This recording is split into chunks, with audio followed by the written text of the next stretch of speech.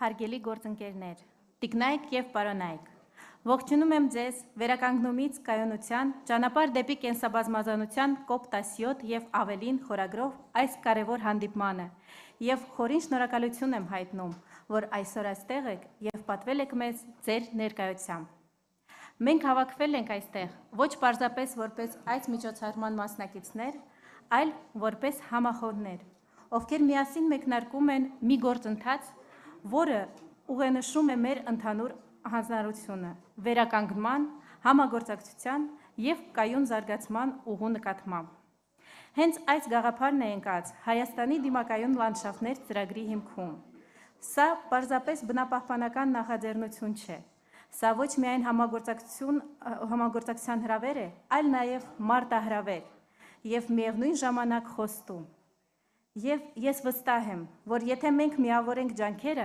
ամեն ինչ հնարավոր է։ Երբ խոսում ենք սիներգիայի մասին, մենք նկատի ունենք ավելին, քան պարզապես համագործակցությունը։ Սիներգիան նման է հզոր գետի, որն առաջանում է բազմաթիվ աղբյուրներից՝ գիտությունից, քաղաքականությունից, ֆինանսական համակարգից, տեղական ինքնակառավարման local administration ճյուղերից։ branches, and every direction is in itself has value, but only joining them together they form a flow that can change the whole landscape. And within this context, I'd like to express my particular gratitude to the Ministry of the Environment of the Republic of Armenia for the leadership and the initiative. I would like to express our gratitude to our colleagues from international and local organizations as well for assistance. Your investment, your involvement is irreplaceable. Biodiversity, and it is the the road to COP17 is not just a direction of international development. This is a road to improving our role and reimagining it as environmentalists, and this is a statement to declare that Armenia not only recognizes its challenges, but it proposes solutions. And today, we are obligated to ask questions to ourselves. How can we secure the recovered lands, continue to preserve their biodiversity for decades and their efficiency as well? How can we connect biodiversity efforts with agricultural land development, green agriculture, and food safety? And finally, how projects can turn into policy, and how can policy turn into stable and measurable results? The answer is clear. A reality, complicated reality in our joint efforts. We cannot counter these challenges on a national level only. This demands unity from local to international platforms. Only by uniting our knowledge, scientific, traditional, and administrative, building bridges between human and nature, policy and actual steps, dreams and real action. Our goal is not just to exchange ideas, but also to strengthen trust. I am confident that the ideas mentioned at this platform, the proposals that we hear, will become strong foundations for continuity. And finishing my speech, I would like to warmly greet all of you, and I wish you an interesting and efficient work. Dear participants, finalizing the official part of our welcome, I would like to invite to this stage Mr. Aram Meimarian, Deputy Minister of the Ministry of the Environment of the Republic of Armenia. Thank you. Greetings. Dear colleagues, ladies and gentlemen, for me, it is a great honor to be here, and thank you for finding time to be at our side, to value biodiversity, to value the road that Armenia has undertaken, the path we are on, the path towards biodiversity COP 2026. And I'm very grateful to the government of Sweden and the World Bank for organizing this event. Dear colleague, is not just within the sphere of activities of the environmentalists. And it's that we try to protect with the efforts of the Ministry of the Environment, but biodiversity is a precondition for a country to build its resilience in the long term, to counter the land erosion, to counter the challenges that come from climate change and any challenge that a country encounters, and valuing biodiversity and the natural capital that we have. We must, on that road to develop that natural capital at the center of our development, we can secure long-term development for Armenia. And it is very important that this development is even. This development reaches communities, because only by having strong communities we can have a dialogue about how important is biodiversity, how important is land management, so pasture management, and for preservation sake, so that we have clean produce, so that we are able to later to export our quality produce to other markets. And this is not just, biodiversity is not just about animals and plants, and the Ministry of Environment are taking care of. The Ministry of the Environment cares about the biodiversity as an important precondition to secure us with oxygen, with water, with a clear environment, with a clean environment. And this is why preservation of biodiversity is so important, so that we can fight against climate change, so that we can prevent land erosion. And this whole program that the ministry has, because before COP17, why is this so important? Because COP17 is a big honor and a big responsibility for us, but it is also a great possibility so that we're able to prevent climate change, improve our agenda for climate change, and our strategy on prevention of land erosion into the vision and the strategy of the Ministry of Environment, because this is not just a task for the Ministry of Environment, this is for the whole country, and this is why all ministries should be integrated. One of the most important is the Ministry of Finance, the Ministry of Economics, the Ministry of Territorial Administration and Infrastructure, so that we are able to have resilient sector. And this is why within all of this is so important the assistance from our international colleagues, because with their assistance we're able to receive the valuable knowledge and to have find the shortcuts which can help us to efficiently solve the problems that are in front of us. I am grateful to the government of Sweden, to Jeff, to the World Bank,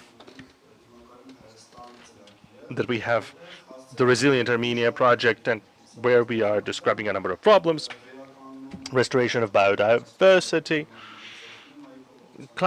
the struggle against climate change, the progress within that, and the recultivation of abandoned mining projects. And in several directions, this project is related to our issues, which we plan to expand, to scale it on. And this is why we have this project with multi-component projects, so that various projects are involved, so that we can expand each and every one of them and have a significant effect on our country. And this is why we value this project greatly, and we believe that right before COP17 this is one of the most important projects that we could present, first of all, to our citizens and to our international colleagues,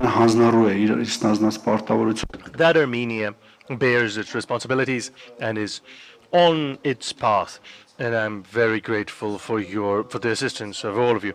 And in that sense, I should mention the importance of the environmental agenda for the development of our country, for our citizens, for the health of our citizens, and the importance of the assistance of our international colleagues, so that with joint forces we can have progress. Thank you. and I wish you an interesting event and an efficient discussion. Շնորհակալություն, պարոն Մեյմարյան։ Thank you, Mr. Meymarian. We will continue our meeting, and we would like to transition to English because we do have international colleagues, and we'll now introduce our project. Colleagues, honored guests, ladies and gentlemen, it is both a privilege and a responsibility to address you today on a topic that lies at the very heart of the global sustainability agenda: how local action can drive global transformation. As we gather under the theme of From Restoration to Resilience, I invite you to look closely at what's unfolding in Armenia, where dry slopes are greening again. Ancient agriculture practices are being revived with modern science, and local communities are regaining their voice as stewards of the land. What we do locally matters deeply, because behind every globally agreed target, whether on biodiversity, climate, or land degradation neutrality, stand local realities, local choices, and local leadership.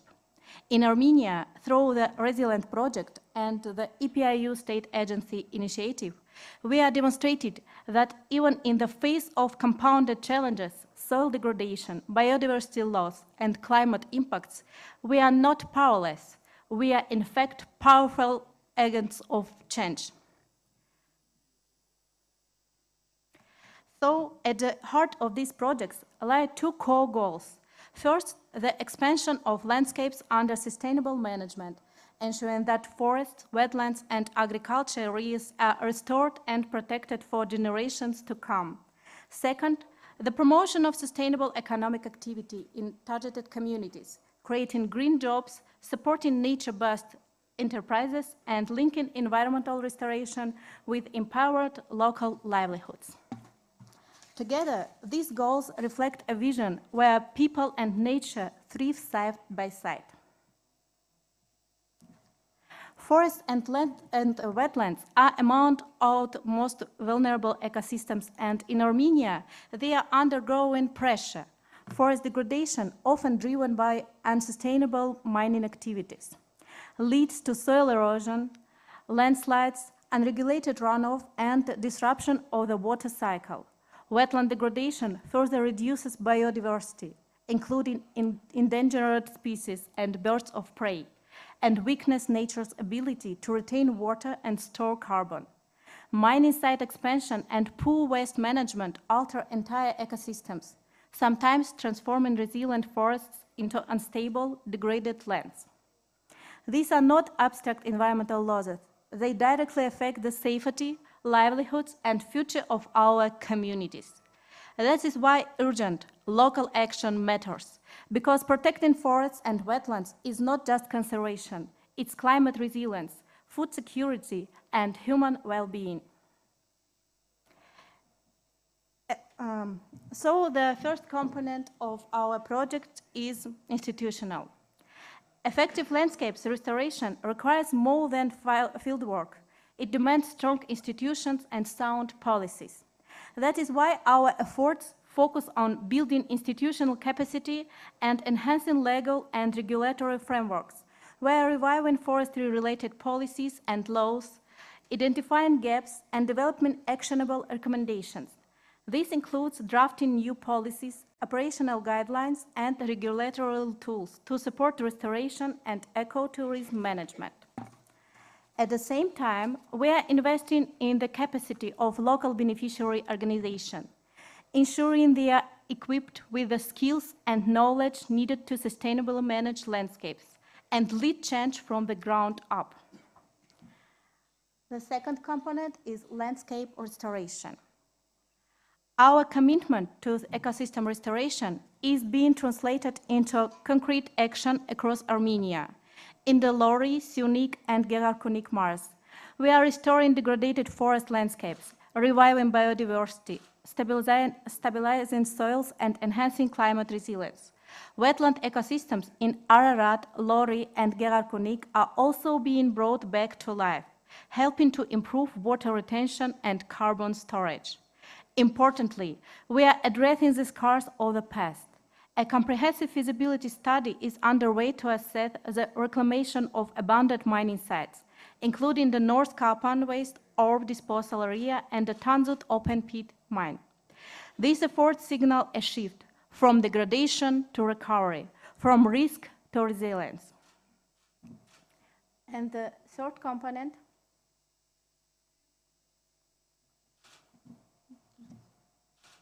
promoting community benefits. Sustainable restoration must also deliver tangible benefits to people. That's why we are supporting green economic opportunities in target regions through the commercialization of beekeeping, agroforestry, and traditional non-timber forest products. These nature-based livelihoods are increasing incomes while reducing pressure on forests. We are also investing in community infrastructure that helps protect natural resources, offering viable alternatives to unsustainable forest use. At the same time, we are conducting a comprehensive market study to unlock the potential of ecotourism in these regions, paired with the development of essential infrastructure to ensure long-term responsible growth. This is restoration that works on both people and planet.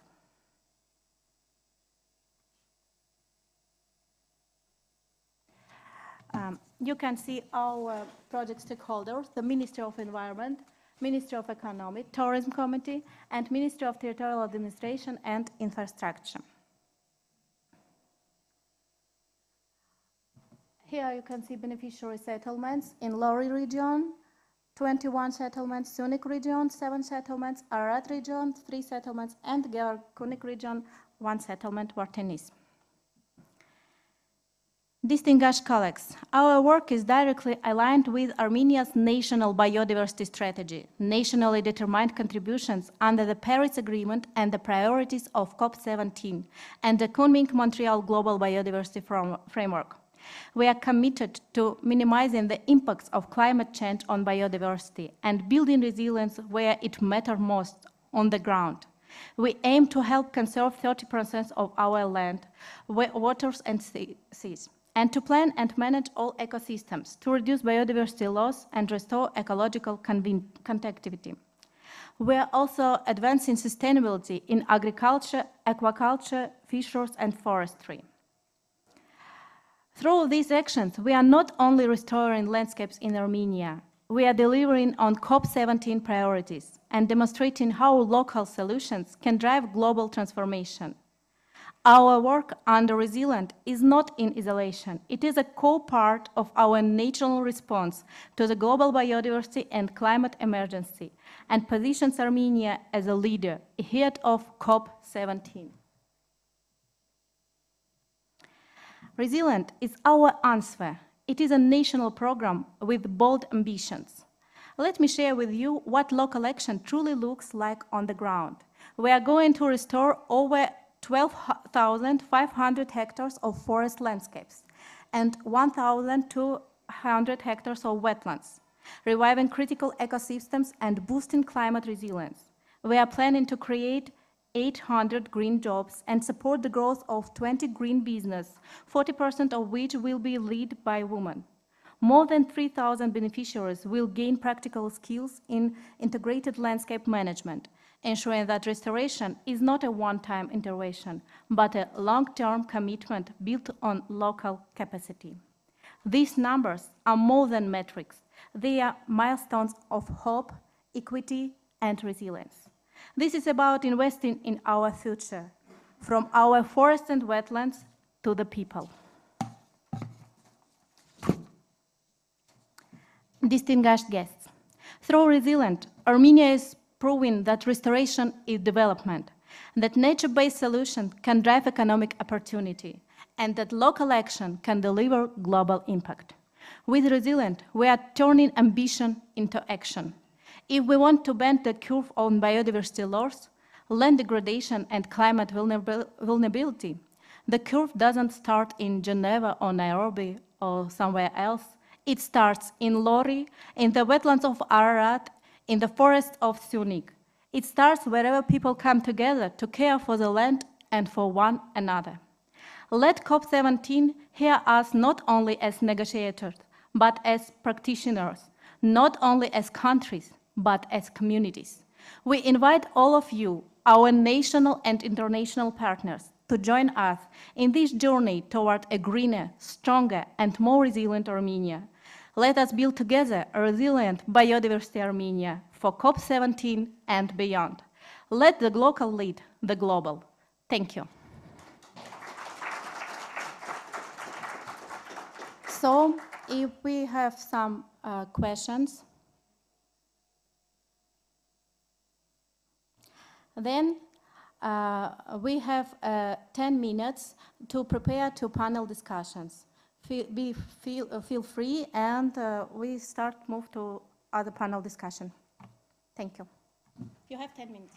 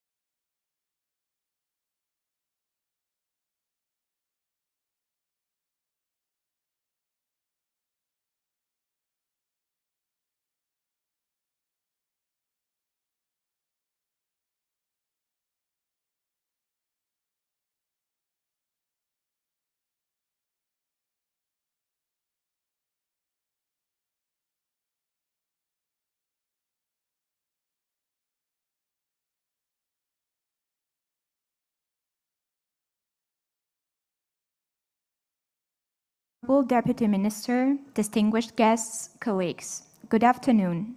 Let me welcome you all to Day 2 of Yerevan Dialogue 2025, in the margins of which we had the honor and a privilege to host the side event entitled Restoration to Resilience Towards Biodiversity COP17 and Beyond.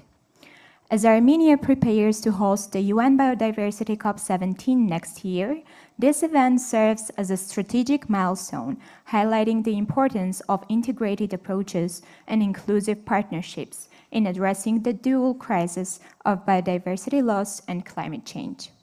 Today, we will focus particularly on the experiences and insights from the Armenia Resilient Landscapes project, a remarkable initiative that places local communities, ecosystem restoration, and resilience building at its core, and serves as an excellent example of cooperation with external counterparts in advancing Armenia's green and sustainable agenda. Today's conversation will revolve around 4 key themes: innovative financing for biodiversity, Armenia's trajectory towards COP17, international cooperation for resilience and conservation, community-centered ecosystem stewardship. We are joined by a distinguished panel representing government, international development, diplomacy, and human rights perspectives. Their voices, insights, and experience will help us explore how local action can be connected to global ambition and how we can work together to build momentum toward COP17 and beyond. Please welcome our panelists, the Deputy Minister of Environment of the Republic of Armenia, Mr. Aram Meymaryan.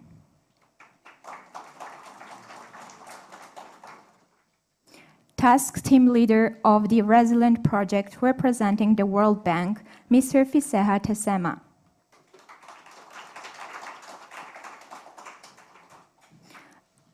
Vice Chair of the UN Working Group on the Rights of Peasants and Other People Working in Rural Areas, Mr. David Hagopian. And the Head of Development Cooperation and Deputy Head of Embassy of Sweden in Armenia, Mr. Claes Waldenström. Thank you.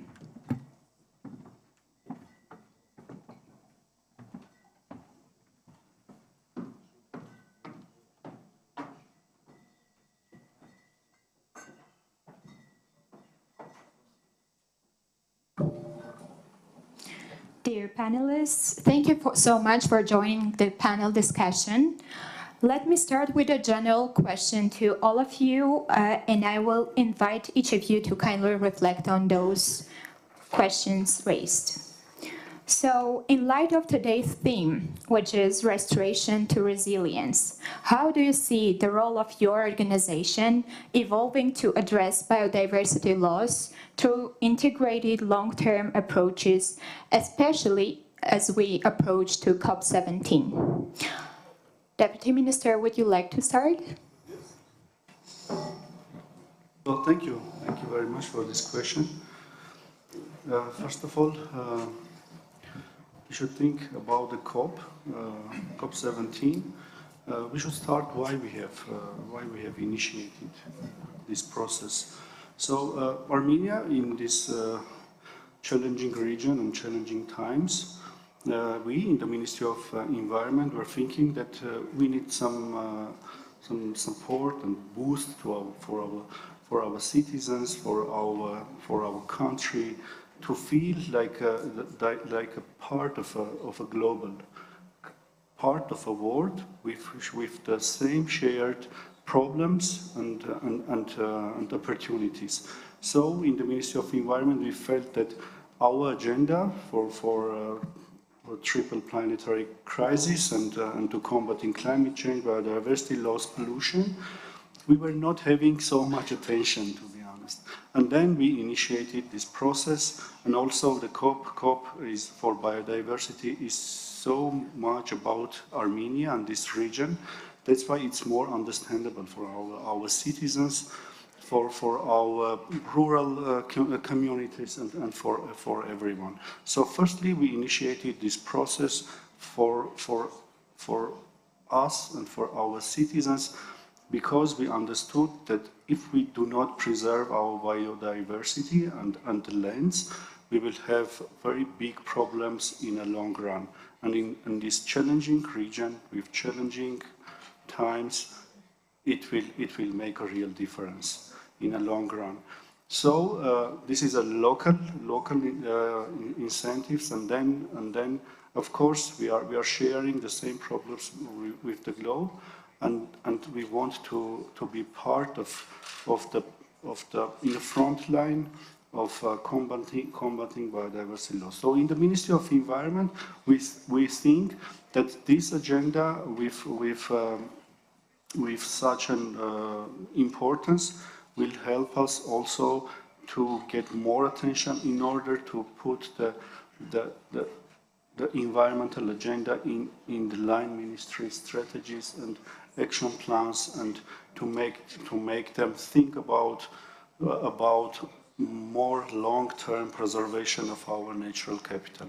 This is overall my answer. Thank you so much. That's very important to hear the internal position on the biodiversity loss issue and how the role of respective ministry is seen by itself. So maybe, Mr. Desema, would you like to complement if the Deputy Minister reflected on the internal conditions? Maybe you would like to add up to that how the role of World Bank could be, in your opinion, in the context of addressing this issue of biodiversity loss and towards the COP17. Thanks, Milena, and thank you very much for inviting me. Yes, I think just to complement the Deputy Minister, the World Bank in general, our role is to support the government and to help the Deputy Minister. That's what our role is, because we are working directly with the government. What are we doing? Let me put it in 3 areas. One is, what is the status? What is going on with biodiversity? What is the biodiversity status around the world? That's what we do. We just analyze it because, first, knowledge is very important. One thing I want to emphasize relating to this is most of us are very familiar with the World Bank as a financial institute. Yes, it is. It's a development institute. It's a financial institute. But more than that, it is a knowledge bank. So the first is knowledge. What's going on? And then once we understand what's going on, the status of biodiversity, as a financial institute, we would like to know what does it cost, especially what does it cost the development effort. So we need to analyze, we need to understand it. Second, okay, if that is a problem, let us work on reversing the trajectory, reversing the current status. So we go directly to investments. That's the second approach. The third is not only for the bank, but also for anyone to help, what kind of financial mechanisms, financial instruments are helpful for biodiversity. So the third focus that we have been doing is on the designing and structuring financial instruments. So in short, 3 areas. One is knowledge, second is investment, and third is designing financial instruments. Those are, I think, where we are focusing on. Thank you, Tesea. That's really helpful to understand the scope of interventions that the World Bank is ready to assist the government of Armenia towards. And Mr. Hakopian, would you like to also give us an overall context how, for example, the UN Working Group on the Rights of Peasants could complement the overall efforts towards regaining the biodiversity and preserving the values of biodiversity that we have? Thank you very much for this opportunity to represent our working group. So just for your information, this working group on the rights of the peasants was set up in 2024 within the UN framework by the Human Rights Council in Geneva. So our main mandate is to promote and to monitor the implementation of the Declaration on the Rights of the Peasants. At the same time, we handle with individual complaints that we receive from different corners on the violation or potential violation of the rights of the peasants enshrined under this document. How we relate to biodiversity? We all know that the peasants are those the most affected, disproportionately affected by loss of diversity, climate change, soil erosion, and environmental degradation. When I say peasant, it is an umbrella term. It covers fishing, hunting, forestry. The peasants are those who are the most connected to nature, water, forest. So we talk about small food producers. And definitely, our working group, we are supposed by our mandate to submit 2 reports on selected topics. One to General Assembly in New York of the United Nations, and the second one to Human Rights Council. This year, we decided that those topics will be on the rights to participation and about the general trends of the situation of the peasants. And definitely, why not? Maybe next year it will be rights to seed, rights to biodiversity. So for us, it is essential that we recognize the central role of the peasants in our efforts within the framework of the Convention on Biological Diversity. Thank you. Thank you so much. I think all of us agree that the biodiversity issue is a complex issue that also requires inclusive systems to be in place to address the issues like the problems that we have in reality. So, Mr. Waldenstrom, would you like to reflect on the government of Sweden commitment and efforts towards supporting the Armenian government in its efforts towards greener, resilient Armenia? Thank you. Thank you so much. Well, first of all, a big congratulations to the government of Armenia for securing the COP. This is a really important milestone and an opportunity, an excellent opportunity to showcase that Armenia's efforts at resilience extends beyond human security, sovereignty, into the environmental and climate sphere. So an excellent opportunity. Thank you also, Deputy Minister, for your leadership in a collaboration on restoring Armenia's beautiful landscape together with our partners in the World Bank and your implementation unit. It's been a pleasure. Now, I always say that Armenia's landscapes are not only beautiful, and they are extremely beautiful, but they also represent the value. They represent the historic value, they represent the present value, but they also represent the future value.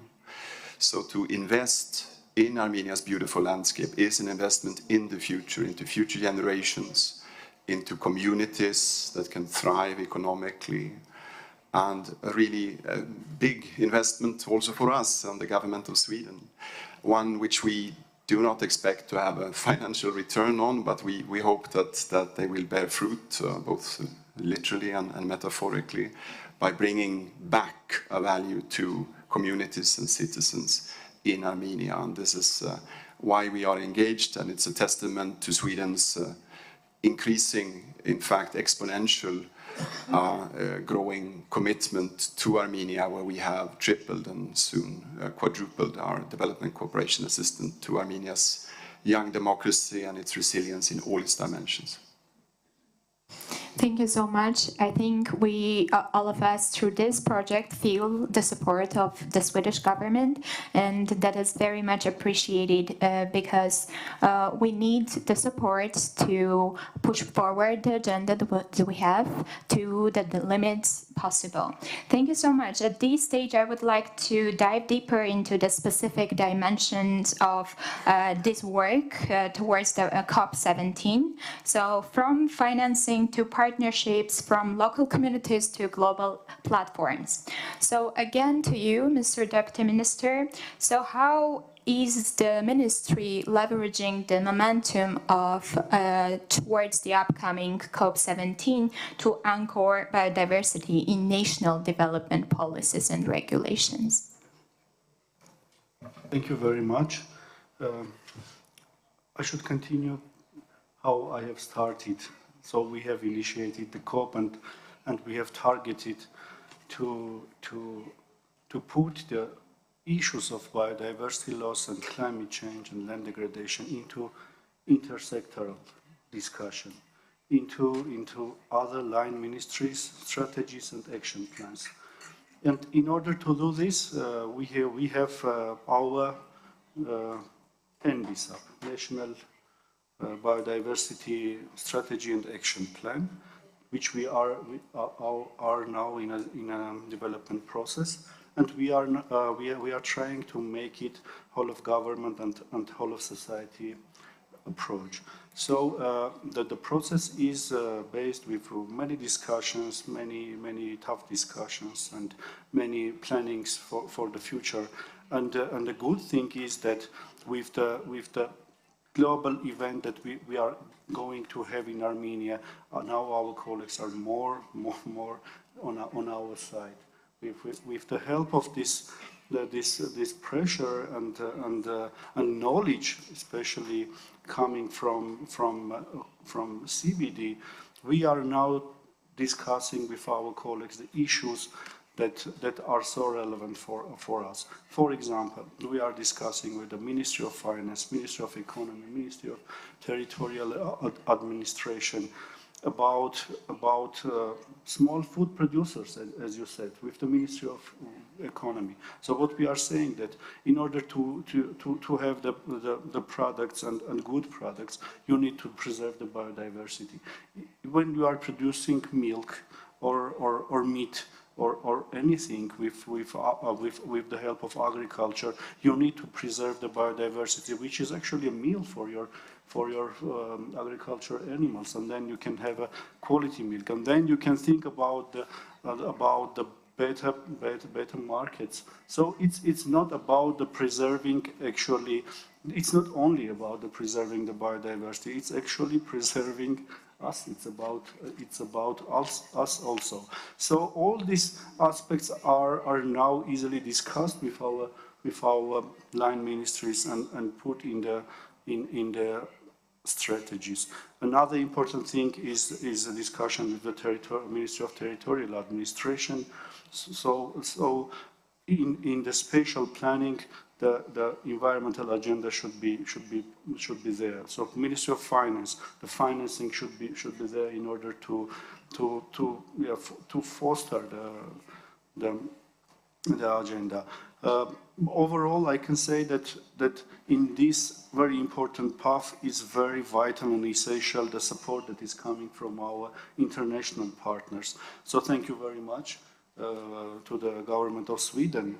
That through SIDA, the government of Sweden is doing so much in Armenia, not only with the Resilient project, but also with the waste, with the green agenda, with the help of approximation of the EU directives, and not only government of Sweden, but the EU is with us, the UN agencies, with different organizations, with GIZ, with KfW. So we feel this strong support in our, as you mentioned, young democracy, to strengthen and to invite all our partner ministries to get to the topic and for the strengthening our country in a long run, and to preserving actually the biodiversity and the lands and the forests and everything and natural capital that we have. This is the global discussion within the government of Armenia. Of course, sometimes it's very new for our colleagues, but more of them are now on the topic, and for example, the Ministry of Economy is very actively engaging in all these topics. Thank you. Thank you so much, Deputy Minister. So since we have this unity around the topic and the agenda, and since the Deputy Minister also highlighted the role of multilateral agencies and our bilateral counterparts in this, Mr. Tessema, would you like to reflect on how can multilateral development institutions like the World Bank help to unlock and sustain innovative financing for biodiversity conservation? Thanks. I think you said it well. Finance is important. And as I said it earlier, one of the three focuses of the bank around biodiversity is designing the financial instrument, the financial mechanisms. Now, where is the money coming from? And what is the instrument? First, the money should come from every one of us. So every citizen, everyone has to pay for biodiversity. I think that's the first, because there is no free lunch for anything. So there is no free lunch even for ecosystem services. So we need to pay for the ecosystem services that we have. Who is paying for the natural water purification? We invest a lot to get distilled water, but nature has been doing its own work and purified water. So that has to be costed. That ecosystem service is one. Who is paying for the carbon sequestration, where biodiversity is sequestrating the carbon, but nobody's paying? Then we have to pay for that service. So that proper ecosystem service payment, or payment for ecosystem service, is one of the most important things that the government needs to design it as one of the best financial instruments for biodiversity. So I think payment for ecosystem service need to be structured properly. Second, private sector has to pay. That's where the money is. Currently, biodiversity, more than 92% of the biodiversity financing is coming from the public money. Public money is under stress because of other competitive priorities. And the money is in the private sector hand, and who is also very much working around the biodiversity, the private sector. So the private sector, through carbon credits, one financial mechanism. Second, through the biodiversity offset payment. When there is a private sector investment, there is impact on the biodiversity. So there should be a biodiversity offset payment, or that is another financial mechanism we can consider. The third for private sector is around the value chain. When a food company is selling some item of food, where is that coming from? Mostly from the biodiversity. So go through the value chain, analyze it, and the money should generate through the value chain, and the private sector has to cost it. And fourth, I think the private sector has to work around the green bond, but I will come to that one. So that's private sector. Now we have very involving financial instruments for the biodiversity. One is green bond. Green bond is where now it is becoming very popular, and the World Bank has a number of projects projects around green bond for many countries, and where that money can be, or capital can be mobilized for biodiversity activities. Green bond is one we need to think about, especially in a country like Armenia, where it is really quite rich in biodiversity. One thing to think about is the green bond. The second is the biodiversity credit. This is a form of carbon credits where we can go to the financial markets for mobilizing of capital. So that can be, for example, we have wetland in this project. Now, see Armenia, where is Armenia competitive advantage? Okay, Armenia could be a forest poor country, but Armenia is one of the richest countries in wetland. And wetland has 5-6 times carbon sequestration capacity than forest. So that's where the competitive advantage of the countries. Now turn that restoration of wetland into a carbon credit, into a biodiversity credit. Go to the market, mobilize capital. I think that's another financial instrument where we can look at. Thank you so much. It's actually a very comprehensive and practical guidance, because what I heard is think about the blue market, the blue, not only the green one, but also the blue one. And that's interesting because we all know Armenia is a landlocked country, and it's very interesting perspective. Thank you for sharing that with us.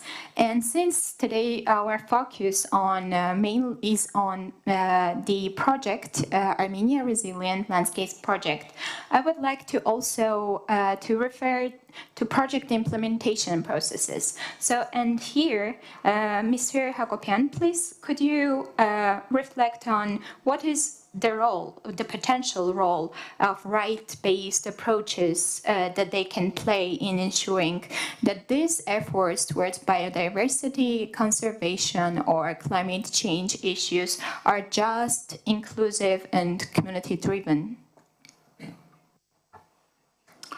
Thank you for your excellent question. As I mentioned, small food producers, they produce 70% of the food, but at the same time, they are the most poor and vulnerable. And our declaration, it came to provide for new rights. For the first time, the right to seeds has been recognized by the Declaration of the United Nations on the Rights of the Peasants, the right to food sovereignty. But at the same time, the peasants, as I said, it is an umbrella term which covers, as I said, fishing, hunting, forestry, pastoralists, etc. And they also speak on behalf of the nature.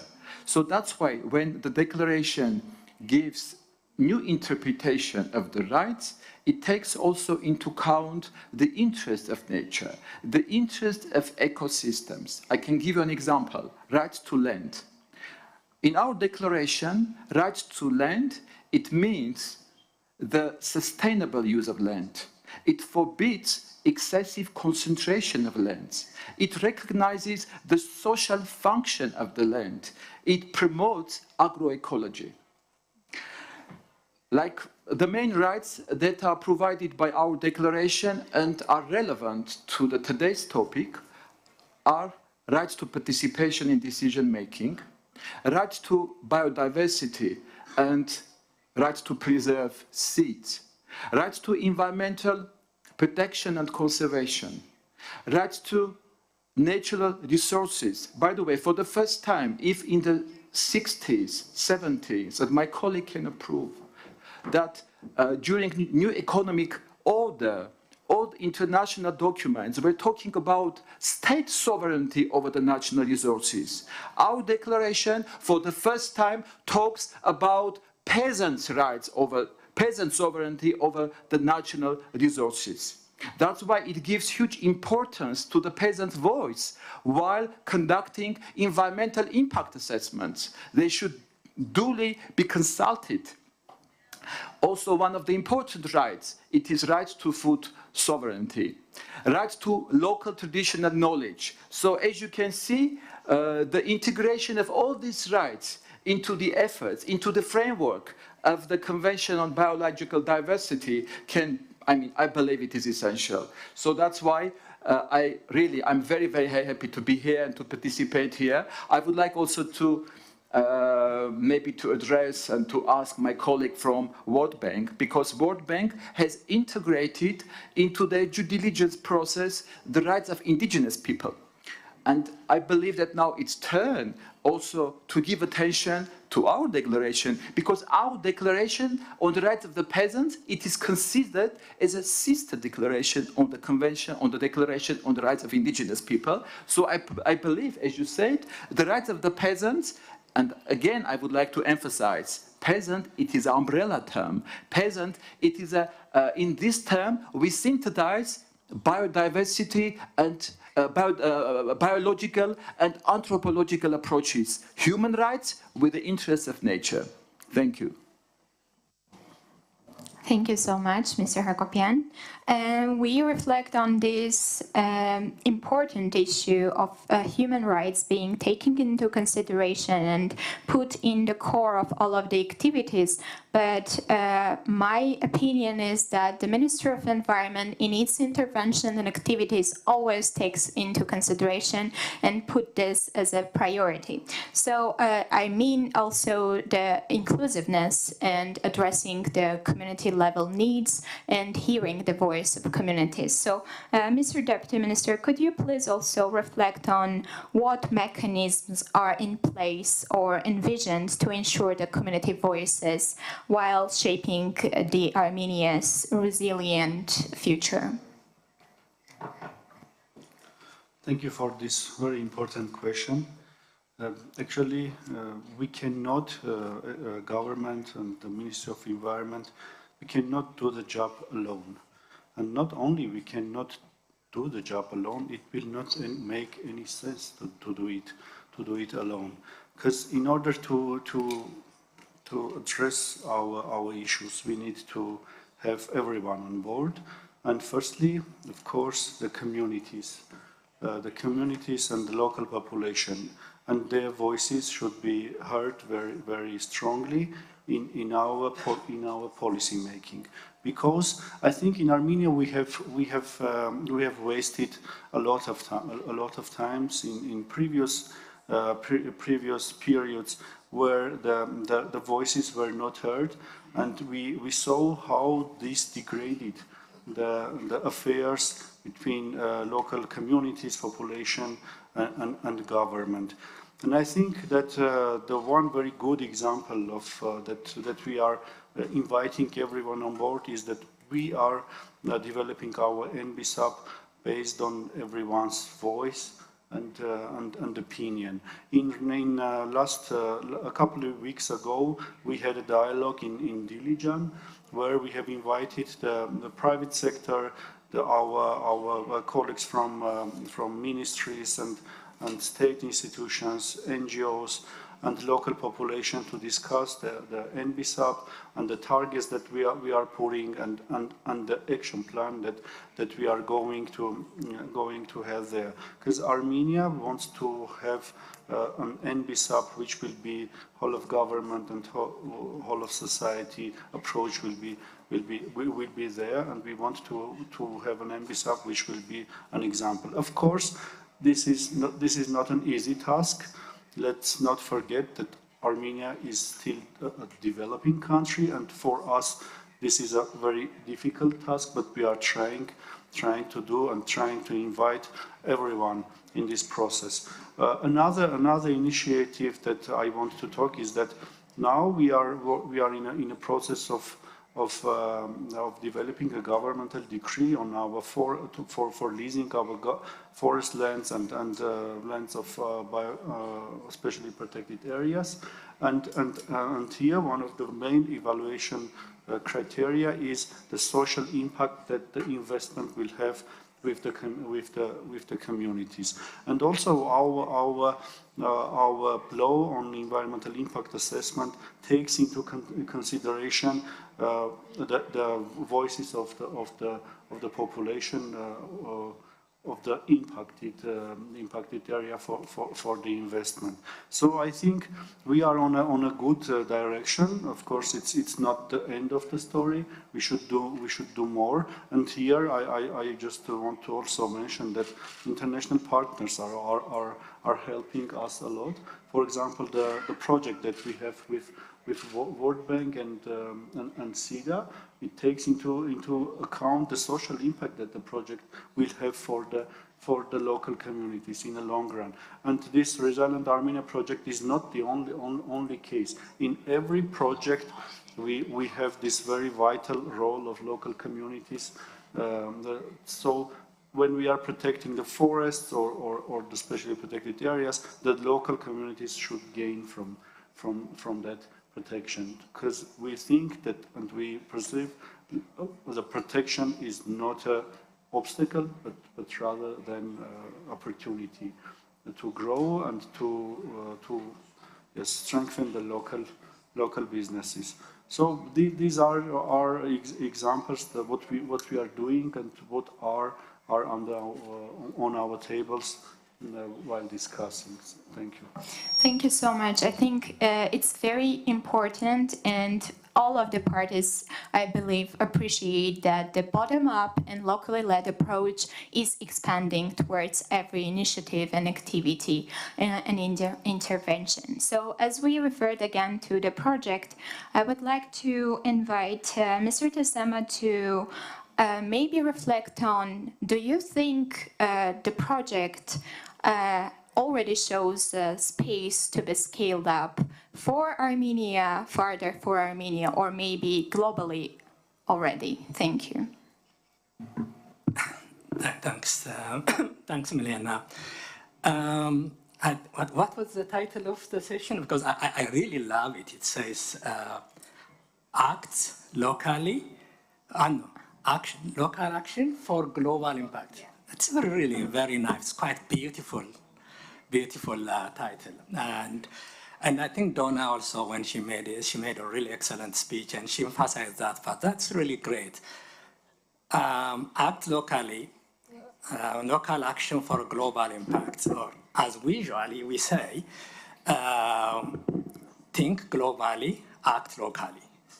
So let us think globally. The problem of land degradation, biodiversity degradation, is not only a problem in Armenia, it's a global issue. 40% of the overall land of our planet is degraded, which means almost half of the total population of this planet is living in a degraded land. And look, what does that mean in finance? I think that's where we can understand it better. It means 44 trillion economy is now in problem. Because of that is in the degraded land. Because of that, I think we need to act. And that's why globally we have now global targets. The world, through UNCCD, has now put a target to restore 1.5 billion hectares by 2030. Well, 2030 is just 5 years away from now. It's not really too far. But it will cost 2.6 trillion. That's to restore 1.5 billion hectares. It will cost 2.6 trillion. Where is that money come? I think as we discussed, that's an issue, but it's a global problem. So now we have also another target, biodiversity. If you see the biodiversity global framework, it puts a target saying 30% of degraded biodiversity around the world should be restored by 2030, 30%. That is a huge target. European Union just last year in June has enacted a new law. And it is mandatory for every EU member countries to restore 20% of their land by 2030. And 100% of the land should be restored by 2050. So these are the global context, the global issues. So the project here should not be only for Armenia. But why we are in Armenia? Because in Armenia, currently, right now, close to 20%, or to be precise, 19.6% of Armenian land is degraded, which has a problem with agriculture or is unfit for most of the biodiversity. What does that mean in financial terms? I think that's better to understand it. 19.6% of degraded land for Armenia means 260 million per annum, for annually, it costs the country. That 260 million should be, every year is losing, the country is losing that amount of money, which is I think close to 1.1 or something GDP. Okay, what about if we don't have projects like this? If we don't act now? If we don't act now in Armenia, by 2050, this 19.6% degraded land will go up into close to 25%. And the current cost of that is 260 million per annum will go up into 536 million, at a huge amount. So Armenia will lose 536 million every year if we don't act, if we don't change the status quo. Go back to now the global one. What about if the world doesn't act? If the world doesn't act, 40% of the land that is already degraded will have a loss of 44% of land productivity. That's a lot. What does that mean to every one of us? If we all do not act, the whole planet doesn't act. If we don't act, every citizen of this planet, food price will increase by 30%. I think that's how we can get it.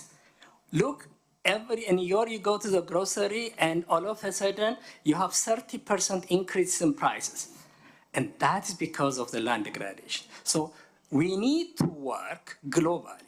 Because of that, now we have the same kind of similar projects, that's nature restoration projects in Central Asia, in Europe, and around the world. Since I'm covering most of the Europe and South Caucasus, that's what I know better.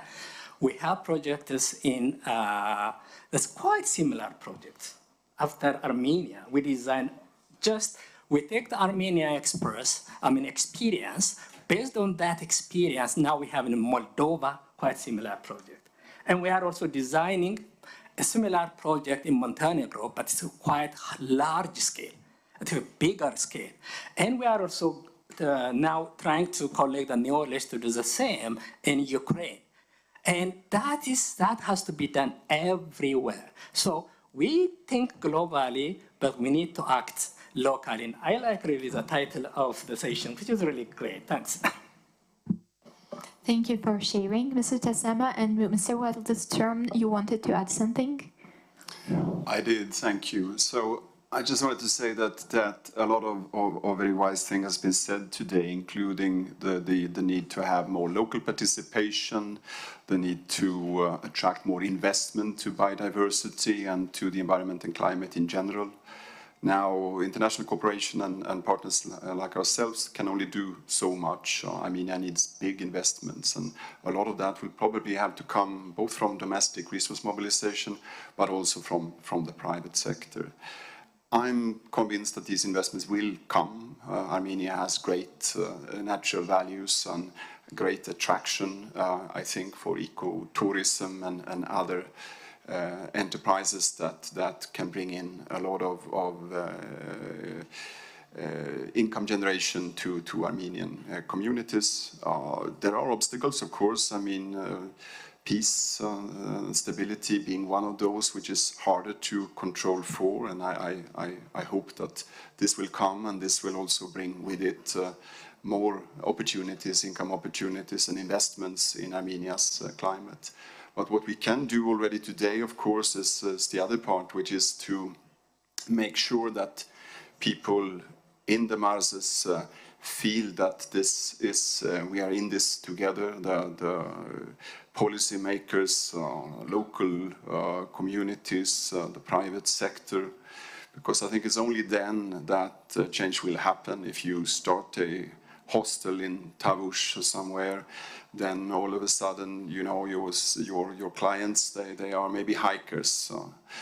Then you want your forest to be well kept and accessible, or you want your neighbors to have a tidy backyard and not burn any plastic rubbish just you know, by the windows of your guests. You want the roads to your village to be in good condition, etc. And these sort of mechanisms, I think, is what will foster a change and make it, you know, apparent to everyone that this is actually represents a value and an investment in the future.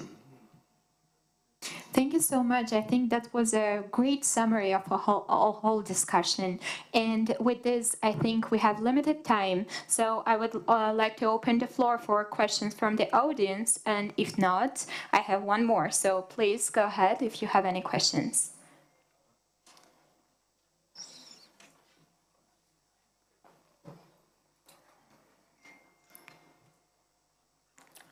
Three, two, one. I will ask mine. Thank you.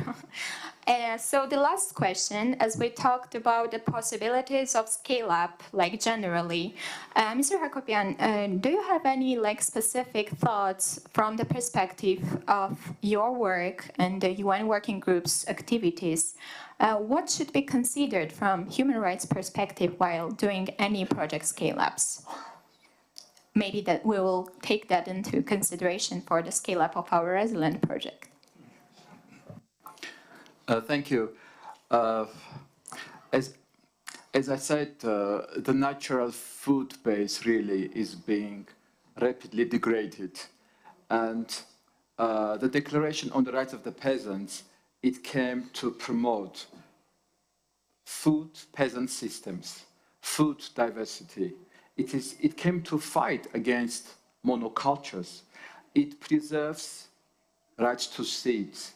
And as I said, the peasants are those who can best represent the interests of nature, the interests of ecosystems. So definitely my advice that during your projects, you should be conducted, you should be guided by our declaration. Plus, our declaration, it clearly says that all member states of the United Nations, while giving interpretation to the international agreements, they should be guided by human rights enshrined under this declaration.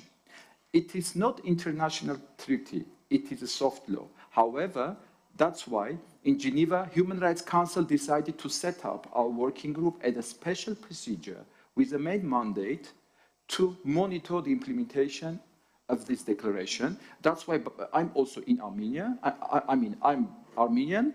I was selected into this group from Eastern European region because the group consists of 5 members who represent 5 regions: Africa, Asia, Western world, East Europe, and Latin America. And definitely we can also handle with the complaints from Armenia if we get. So my advice to be guided by our declaration. And we'll do our best that our declaration, I mean, when I say our, I mean definitely UN declaration, not like national instrument, I hope, and definitely I will talk here with the UN office in Armenia so that if we can translate this declaration also into Armenian. And we should do our best to promote. So my another advice and maybe request to implement, to promote our declaration also in Armenian regions. Thank you. Thank you so much. We'll take note of that in our future initiatives. So thank you, distinguished panelists, for this very interesting discussion. I think it showed that the seeds of resilience are already planted, and together with the partnership, with inclusion, and with these initiative approaches, we can make them flourish.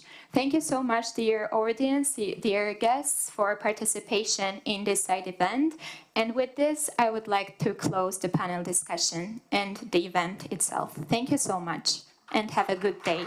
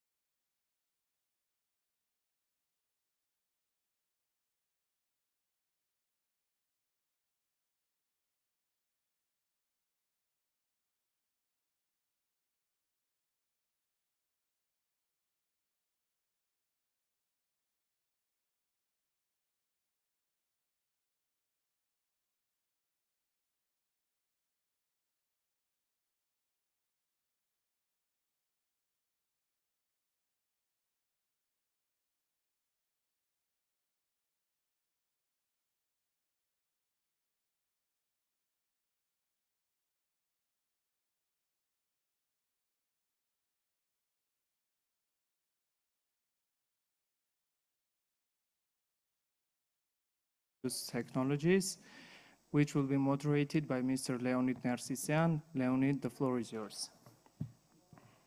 Thank you very much. It's a pleasure to have you in this, maybe not the large hall, but the smaller room where we will have much more interactive, I think, discussion and a more focused, narrow topic. Thank you again for coming. I'm joined today by Mr. Aram Jivanyan, Chairman of Military Industrial Committee of Armenia, Mr. Satoru Nagao, Fellow at Hudson Institute, Ms. Zhuzha Ferenczi, Assistant Professor at Donghua University from Taiwan, and Ms. Urmi Tat, US-India ORF Foundation AI Fellow.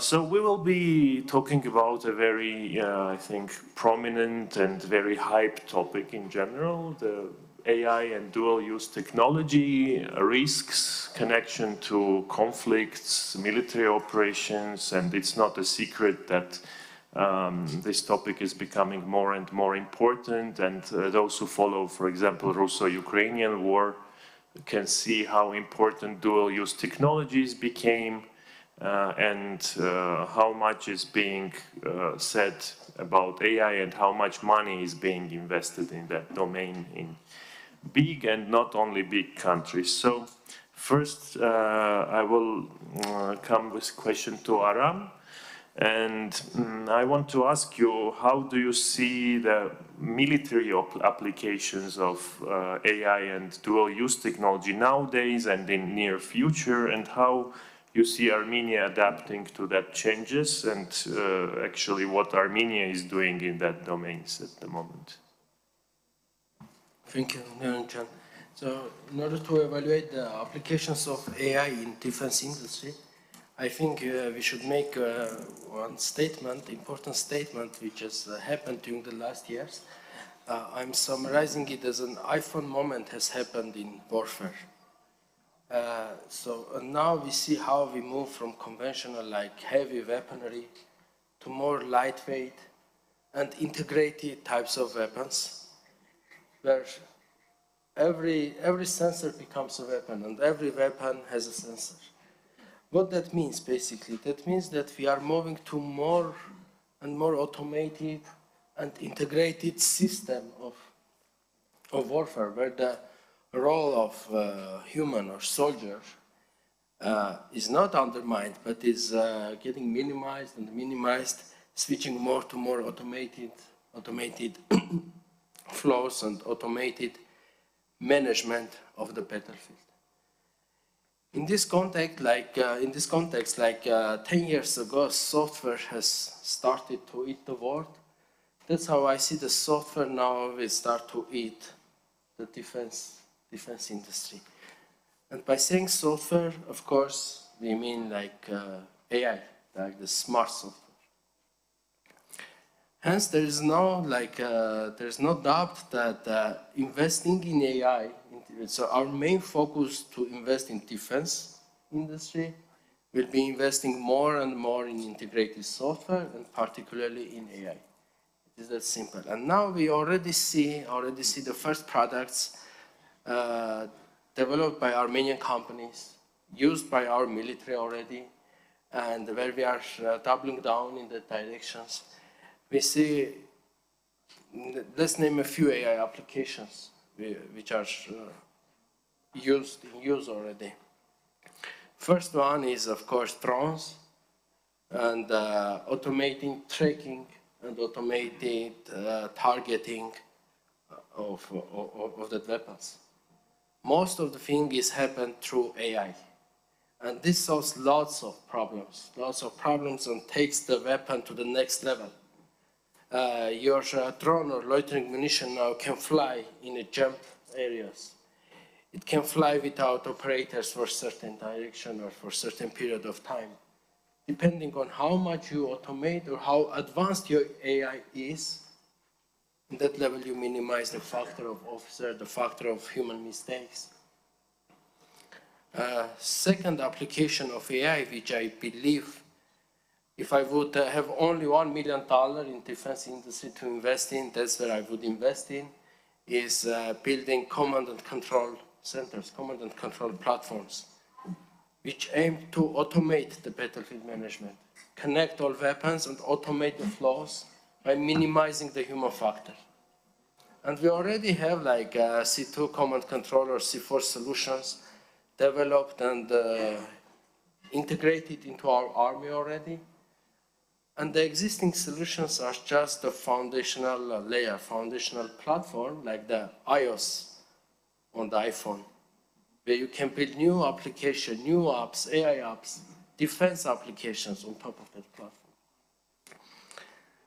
So to summarize, I think like AI is like the next frontier even in defense industry, and it is very clear. It's not like for tomorrow, it's started already yesterday. We are investing in, we are building in, we are continuing to invest in. This is a major direction we are focused on, and we have a clear roadmap as well. Like it's all very clear, all very concrete.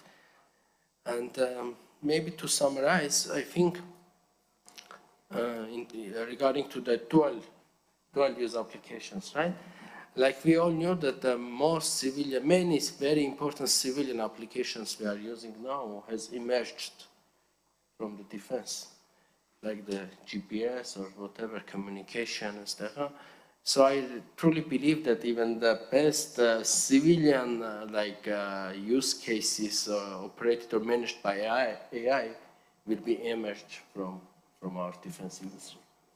Again, regarding to automated control, regarding to automation of many processes.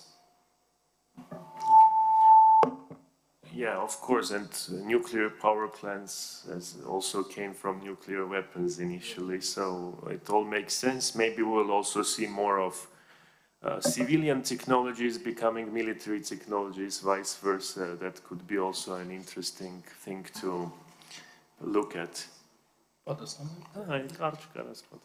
I think, yeah, that is what we stated from the beginning. The iPhone moment has happened, and the barrier between like civilian and defense technologies is getting more and more blurred.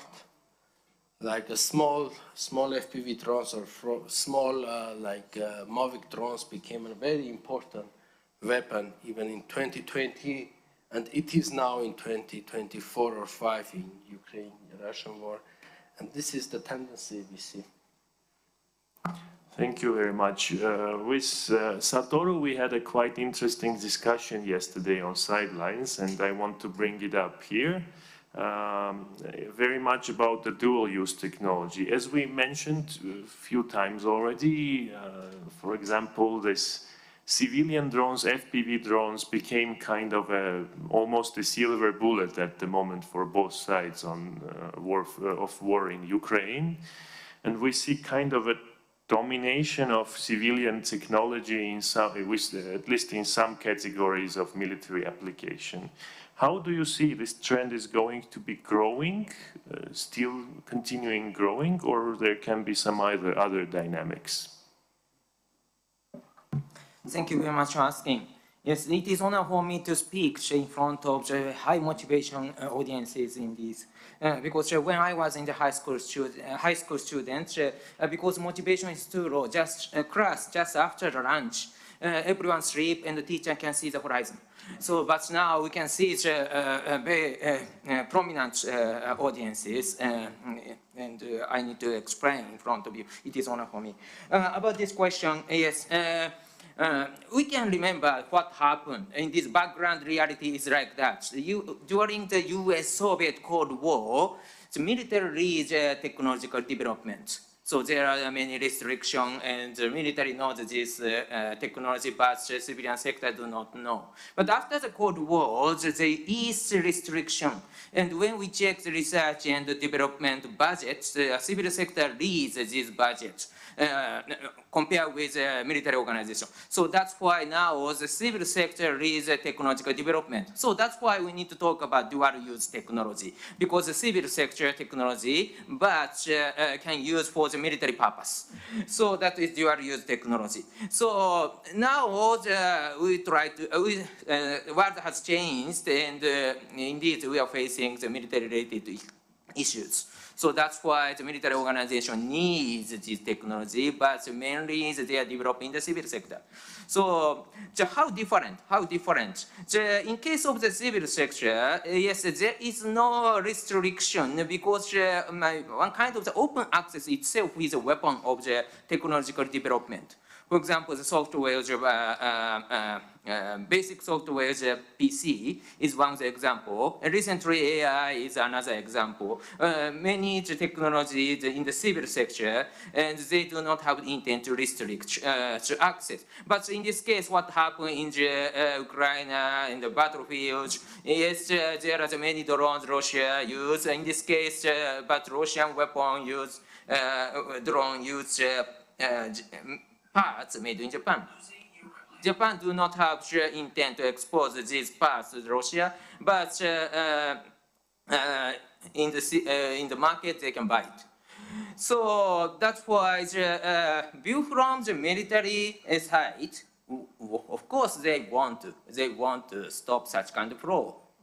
But this change is gradual, step by step. So in the future it will happen, but not now. So that's why currently we are using how to exploit this situation, which one will we rely on, how to exploit this situation. So that's why how to access the dual use technology or how to restrict the dual use technology from enemy side.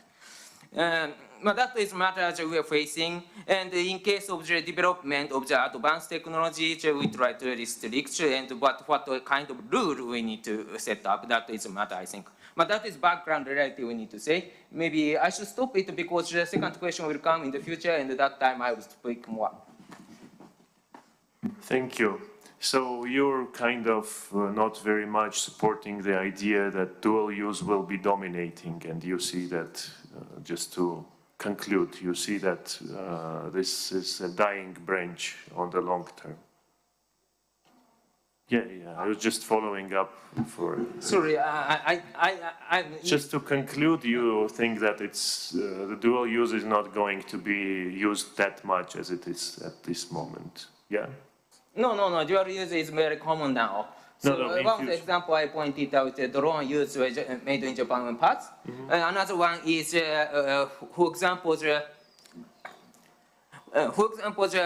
current concern is if one of the examples, if the drone possesses one kind of developed AI, which originally developed in the civil sector, weak point of the drone is jamming, because the control is most important. But if the drone has AI, even if the jamming disrupts the communication between headquarters and drone, still drone can sync and continue the operation.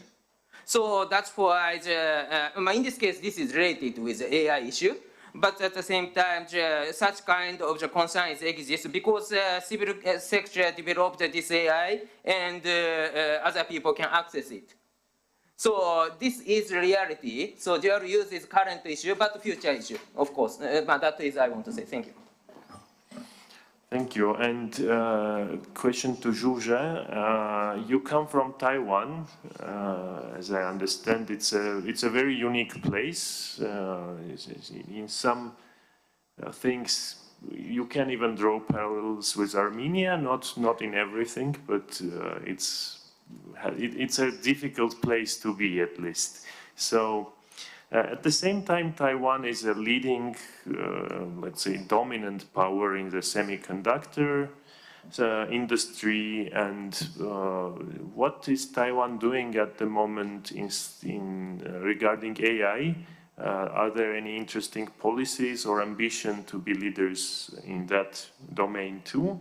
And of course, how is Taiwan seeing the risks of AI coming from China? Thank you, Leonid, and thanks for this panel. I think it's really good to also have an AI-focused panel, but from different perspectives.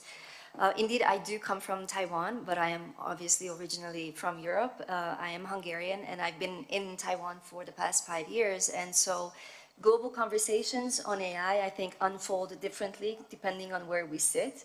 And clearly in Taiwan is often, or at least my angle to talk about AI and Taiwan is from the angle of innovation to begin with.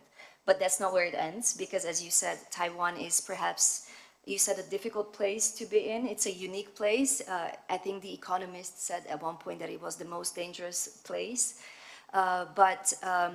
To cut to the chase in terms of what Taiwan does and what we all know of Taiwan is, I think it's either the conflict or the tension growing with China and TSMC, which is Taiwan's greatest strategic asset, and using its expertise and excellence in semiconductors.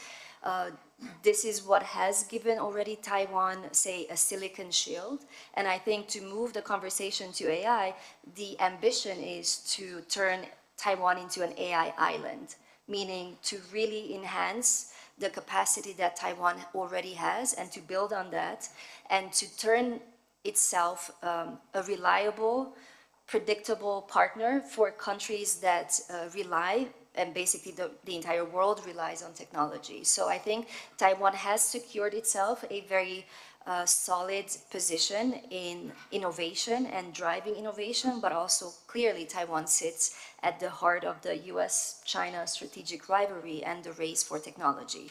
So that leads us to the question, can Taiwan maintain this role? And I think if we talk about how semiconductors can be developed and further enhanced, obviously that needs access to internet.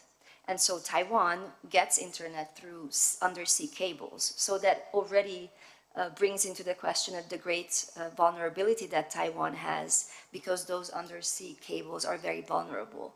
And they can be damaged accidentally. Also, they can be tampered with, and we've seen that in the past. I think Taiwan is linked to other countries in the region and also to the United States through 14 different cables. And I think globally, this network of cables is very sophisticated, but very vulnerable. So this is just to highlight one vulnerability that Taiwan has. But I think Taiwan is on the right path to maintain that leadership role. The AI island ambition, I think, is not just on paper. We've seen the discipline and the strategic investment in this industry from Taiwan top down, so government incentives and industrial policy going back to the 70s. But this has become a bottom-up process. So to give a different dimension to the AI landscape and to the dangers of how Taiwan faces the risk, actually, or how it manages the risks. Because when we talk about AI applications and generative AI, that is another great risk that Taiwan faces through the cross-strait context. So China, with the People's Republic of China, clearly, as you all know in this room, has sovereignty claims over Taiwan. I think this is something that has been a limitation, clearly, for Taiwan. But the interesting thing is that despite this limitation, everything that we get and we work with from Taiwan is vital to run the global economy. So I think there are opportunities for Taiwan to further contribute to the prosperity of other countries and to project itself as a reliable partner, as I said, also in AI. And going forward, to also link this to what was already said in terms of other applications of AI and AI-enhanced autonomous warfare systems, I think this is another area where, again, Taiwan plays a very important role, and that is through edge computing. So perhaps this is something that we can discuss further on, but without AI model processing in those drones that can be used in autonomous warfare, communication that can be tampered with, therefore the autonomous warfare system that countries want to rely on in the modern warfare system will not work without AI-enhanced models. So Taiwan definitely plays a vital role in that, and I think in terms of opportunities and destruction. I think they are, in a way, two sides of the same coin. And I think Taiwan is definitely a good example where bottom up, and I think it's very important to also really highlight this bottom up approach and top down industrial policy approach that has allowed to see Taiwan what it is today, a vital geostrategic actor that faces an existential threat from China. So for Taiwan particularly, developing drones is not a question of technology only, it is a question of national survival. And I think that's where questions of geopolitics get more complicated, but perhaps I can return to that in Q&A, or if you have a follow-up question, I'm happy to take. Thank you very much. It's all very important to come to another issue, which is there are many discussions about regulating the applications of military AI. At the same time, there are many thoughts also about a big controversy between needs of different armed forces and regulations, because we see now how, if we go into the practical examples, we see, for example, swarms of drones and the air defense, which can't do anything without that. If there is no AI engine which will make the selection of targets, give an automated orders to different types of batteries, and you can't put man in the loop in that. If you will put the man in the loop, you won't have the time to respond to the attack. And then you need to make somehow the guy who is making swarms of drones not to make them, but you know how difficult it is in the practical field. And here, Urmi, I of course ask you a difficult question, but how do you see, is it feasible to have some worldwide framework for regulating at least some of the military applications of AI? And what should be the core ethical principles for that? And what is more important, the enforcement mechanism, so it's a viable agreement. We know very many examples of arms control treaties which were not being implemented after a day after signing it. Thank you for the very easy question. I think I'd start with that there is an acute recognition of the problem, as you very well put it, the amount of risk that this poses without the possibility of regulation is something that countries are acutely aware of. You know, let's talk about accountability and responsibility. If there's unintended harm of these AI systems, then who does the liability lie with? Is it the developer? Is it the operator? Is it the AI system? These are all existential questions that the countries are kind of grappling with nationally as well as internationally. And even when it's hard to talk about regulation in this space without also thinking about international humanitarian law. It makes a very clear distinction in developing of these technologies in principles of distinction and proportionality. So distinction being who is a combatant, who is a non-combatant, proportionality in terms of what is the military advantage that you're getting as opposed to the collateral damage that might occur because of unintended harm. So how do we kind of bake these principles into the conversations that we're having globally?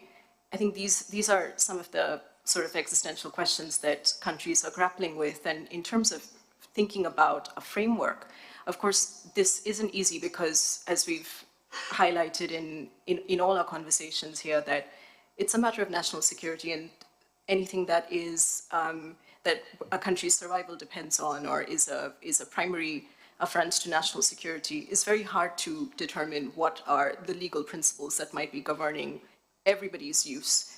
But perhaps there can be some sort of guardrails that we can put in place which are not as prescriptive, but not as tight, but act as basic guardrails in this space. One would be that it's important to recognize that regulation should be not towards the AI system, but towards the use case. So AI is just a tool, and it can be used for good, it can be used for unintended consequences, but identifying what are the critical use cases, which use cases have a threshold of harm or risk, and going from there in terms of making principles. So if there's high risk, high harm, that could possibly come into place because of social impact assessments which say that a large number of people will be impacted by this. Perhaps that is something that we could regulate, the use case rather than the technology itself, because we have to guard for innovation in this space as well. So that's one thing that countries would not be easy. It would not be easy for them to leave way on to not have innovation in this space at all. So perhaps regulation, but using a plethora of tools at your disposal, regulating what is high risk. We could also use procurement as a tool here. So once we have identified what needs to be regulated, governments, when they're procuring technologies, can have these baked into their contracts as well. So you will not procure without these guardrails in place. So something that is from the end of the government would be useful in terms of governing practical implementation of these ethical principles.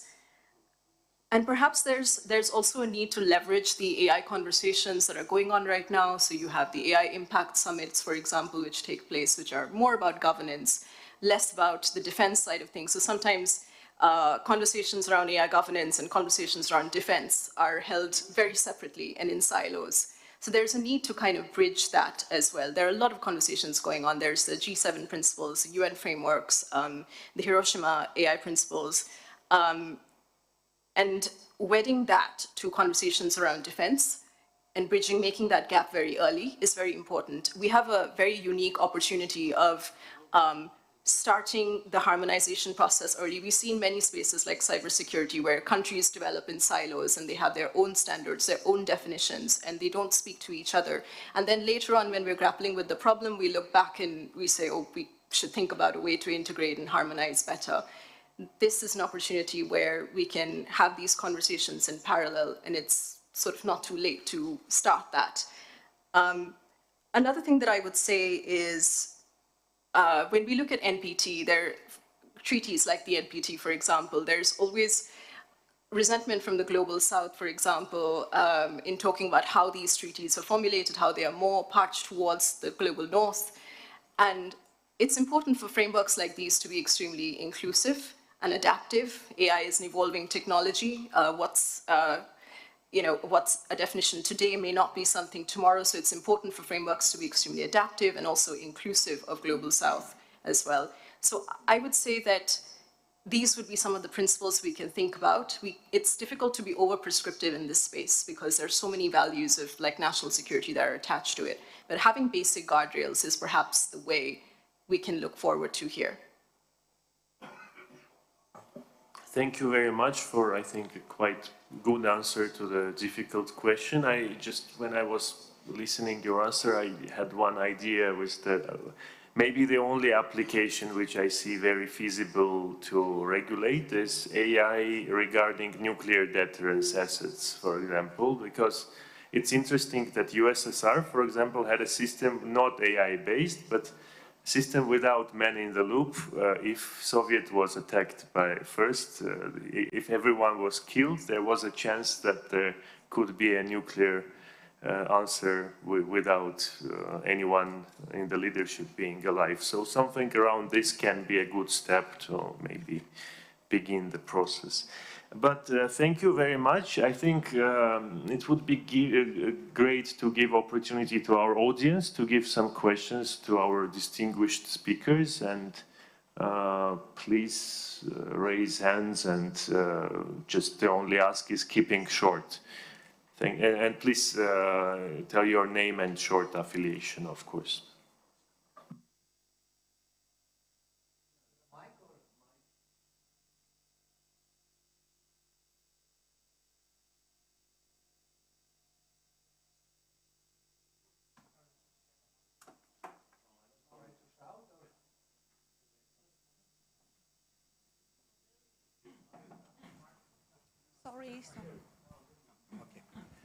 So thank you very much for very interesting perspectives on the same issue, but from very different angles. My question is more for the colleague from Taiwan, but maybe it has a broader perspective, which the others can also reflect. In Armenia, it is now very popular, this, we call it porcupine strategy, military defense, asymmetric defense, and it comes from Taiwan. So Taiwan, China, giant next door, etc. And Armenia, we have our own giant and our own challenges. So my question is, with AI, and usually we say one accountant with AI is equal to 10 accountants, or whatever, the other programmers are multiplying in numbers if they use properly AI. When we speak about military soldiers, is there any thinking in Taiwan about the army number could be multiplied by artificial intelligence so much, but in numbers and in quality also? Thank you. Yeah, I think if you can answer to. Yeah. Thank you for your question, and I'm glad you asked because that's something I forgot to talk about, which is something I wanted to talk about. So indeed, Taiwan is definitely rethinking its defense strategy, and that comes also in light of Russia's invasion of Ukraine and Ukraine's response and ability to respond to that. And also the asymmetry and the asymmetric warfare is definitely high on the agenda. So what experts say is that what Taiwan needs, given the asymmetry between Taiwan itself and China, is a large number of small things, which is drones and AI-enhanced drones, and this is already happening. So this is not only in light of the Russian invasion of Ukraine, this has been ongoing for a number of years. So there's a drone strategy, and I think I actually have the exact 3 principles that this is based on. So this is to integrate autonomous system into broader defense strategy of Taiwan. So I think that the integration of that new warfare into the conventional warfare is a challenge, but that's a priority. The second is for Taiwan to build a secure, scalable drone production capacity for itself. So that's where it has a lot of capacity, but how much of it and how fast it can get there, that's a big challenge. And the third is to align its industrial and operational frameworks with like-minded partners. So as you all know, the US is the most important security partner for Taiwan, but in this regard, when it comes to asymmetric warfare, Taiwan is looking at all partners that it can trust, and that includes European partners. In fact, they also have an alliance which is called the Taiwan Excellence Drone International Business Opportunity Alliance. This has over 100 international partners, which includes European members as well. So the bottom line is that, yes, this is the way forward for Taiwan, given the existential threat it faces, as I already mentioned. And if we look at conventional defense, obviously, I mean, China's defense budget, I think, is about 250 billion.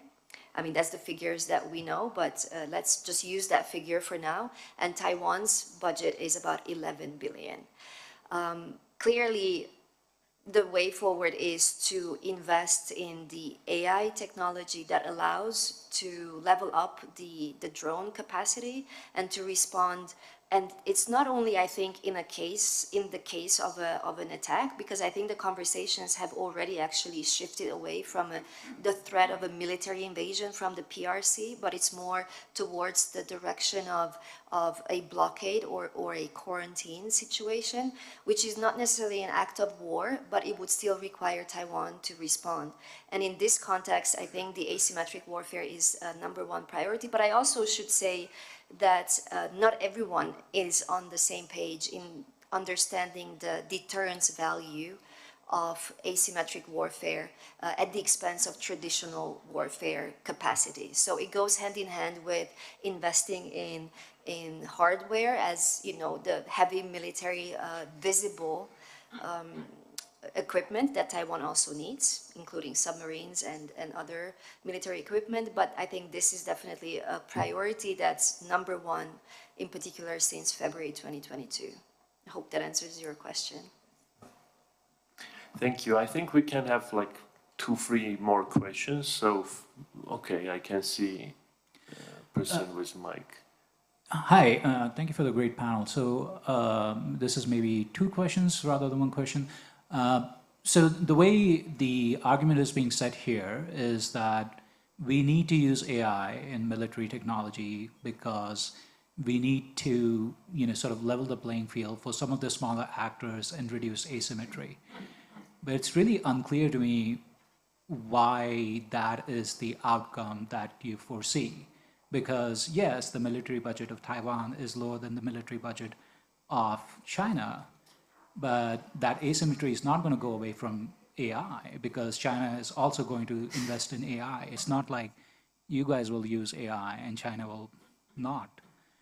So my concern is that it's really a bad straw man proposition that's being set up, that somehow using AI will allow you to balance things, when actually the asymmetry will increase and not decrease, because China will have more resources to throw on AI than some of the smaller actors.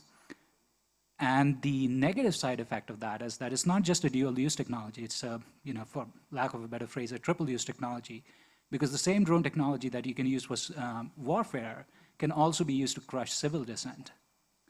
Right, which is something that we are not talking about, because a lot of the drone use technology that is being used for warfare, being developed for warfare, is right now currently being deployed in civilian kind of architectures to crush protests, to crush civil sort of protest movements in different countries. So it seems we are talking about international geopolitics, but actual use of AI technology is going to be to go after civilians. Who wants to answer to that? Okay, Satura, please. If this is a question to the general background, I want to quote one example in the history. Because, of course, Armenia defeated Nazi Germany, but at the same time, I need to say, after the World War I, German army is restricted under the Treaty of Versailles, so number is only 100,000. 2 decades later, they occupy more than half of the Europe. Well, how to make such kind of army? It is because they rely on the brain. That's why they're focusing on. They try to train the 100,000 officers to become the top of the 3 million army. So after Nazis won in, and they declare rearmed this, and the conscript system restarted, and this 100,000 becomes 300 million suddenly. That's why other countries cannot catch up. So this is one of the good example. Effective use of the budget, resources, manpower, and is key in the military strategy. And in this case, brain is a matter. If the AI is developed, AI could be good bureaucrat, AI could be good advisor, AI can manage a big organization by using the small number of the people. AI is a key. That's why most of the country focusing on AI now. This could be the military revolution. But the history indicates this is the right way from how to make the strong military. That's why this is important. This is general answer of this question. But I do not support of the Nazis, so don't you mistake. Thank you. Please, Julia. Thank you for your question, and I hear your skepticism, but I would love to hear what you think would be the better way forward. So maybe we can do that after, if we have time. But for now, I think what I would say is I did not mean to imply that that will make up the asymmetric defense posture. Will not is clearly the asymmetry will only grow. You're absolutely right. But I think the posture or rethinking its current posture means that it is a way for Taiwan to prepare its own self-defense and resilience, as well as deterrence. And I think this is more to compensate for the asymmetry that is there on paper. That's why I said the numbers, I mean, that was not my, I simplified things. That's not the simple conclusion that, well, we just have drones and it will make up for it. Obviously not. But if, in my opinion, I think this is the way forward, given the level and the speed of technology, and I should also say, the level of assertiveness that Beijing has been projecting across the strait, that it's a matter of time, of if, not, I mean when, not if, before Beijing it really steps up to make a move on Taiwan. And I don't want to put a label on what that would be. I already said that I see the military invasion as less of an and more risky option, and perhaps again Russia's invasion of Ukraine comes with a lot of good lessons. But I don't know if we are learning or people learn the good lessons from it, but that's what I would respond now. But I'm happy to hear your thoughts on what you think is the better way forward, because perhaps you have better ideas. Mr. Jivanyan also wants to add something, so. I really like the question and the statement basically that yeah, we are investing in AI thinking that that can bring us to like non-symmetric advantages, but the counterparty or enemy is also investing that, and he's bigger and he's investing more. So where we can leverage, where is our advantage? This is absolutely true, as much as true is the opposite, that this is the best you still can do and you should do. And as like history shows, the civilizations has moved on the waves of technology advancements, right? Like over the 100 years. And we have the history that not only the biggest countries have survived. If this statement has been true, like we still would have Rome Empire, for example, because they have been the biggest and strongest, and they could leverage the next wave of technology or next like advancement and stay on the cutting edge or on the top. But this is not the case. So to summarize, you are absolutely right. Like we are investing in our command control, for example, capacities. I'm sure Azerbaijan is doing as well. We are investing in our AI-enabled drones. I'm sure Azerbaijan is doing as well, and they have 3 times more resources, or maybe 10 times. But still, this is the best thing we can do, and we should do. And you know, like going back 20 years ago, when IT became a major, like new economic driver, right? For example, IT became a 7% of our GDP now, but IT is not 7% of Azerbaijan GDP now. So this thinking way is absolutely true, and also it leads to nowhere, in my opinion. So you should focus on what you should do. Thank you. I think one another question will do, if there is a hand. Do we have someone with another question? Okay. Let's just continue with... Okay, you want to add something, please? To Armenia, I have the message. Indeed, Armenia has the IT sector, very strong IT sector, I think. So that's why, indeed, there is a potential to make more strong something. That is my opinion. So maybe you should say something. To make AI drones?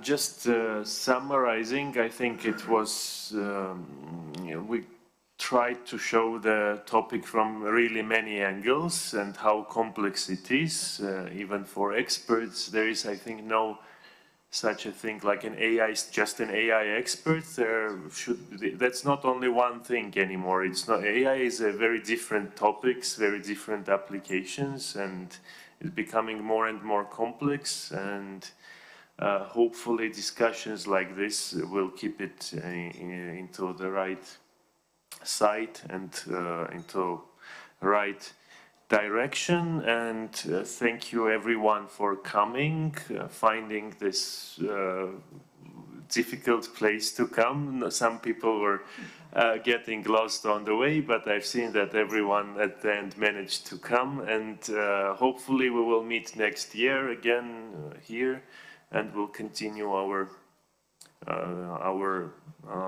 discussions. Thank you very much.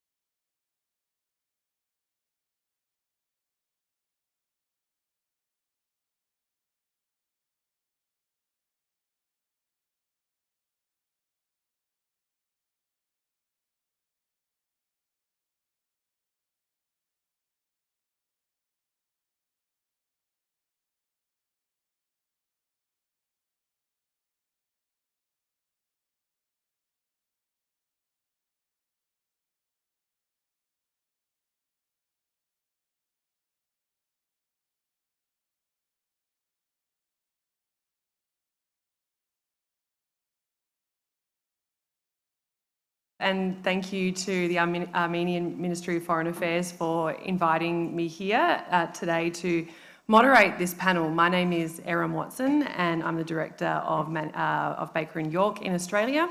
And I'm really thrilled to have this fantastic panel here with us today to deep dive into the unknown and explore the depths of artificial intelligence.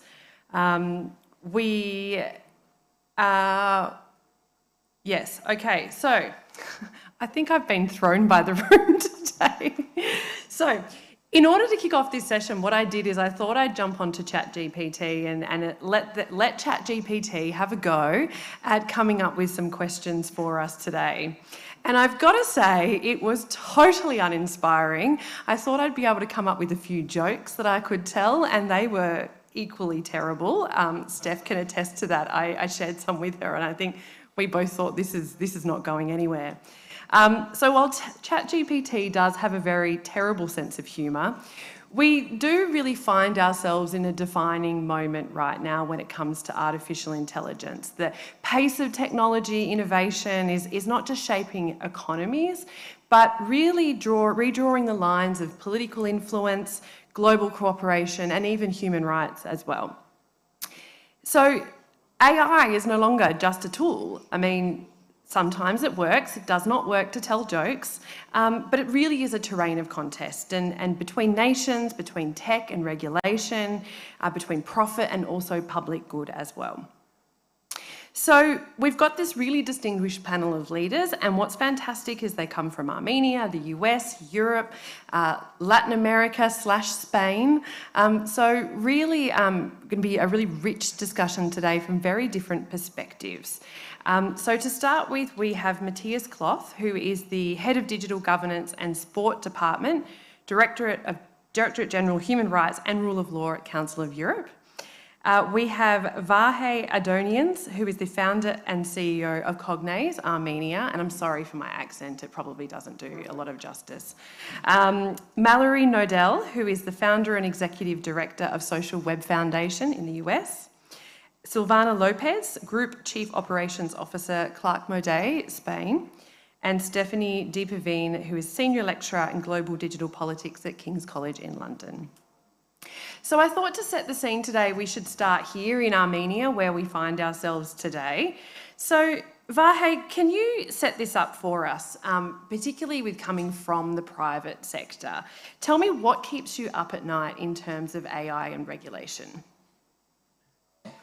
Yeah, that's a good question. I think what really keeps me up is that if you work with AI, you see a lot of dangers that are very unexpected and very much unknown.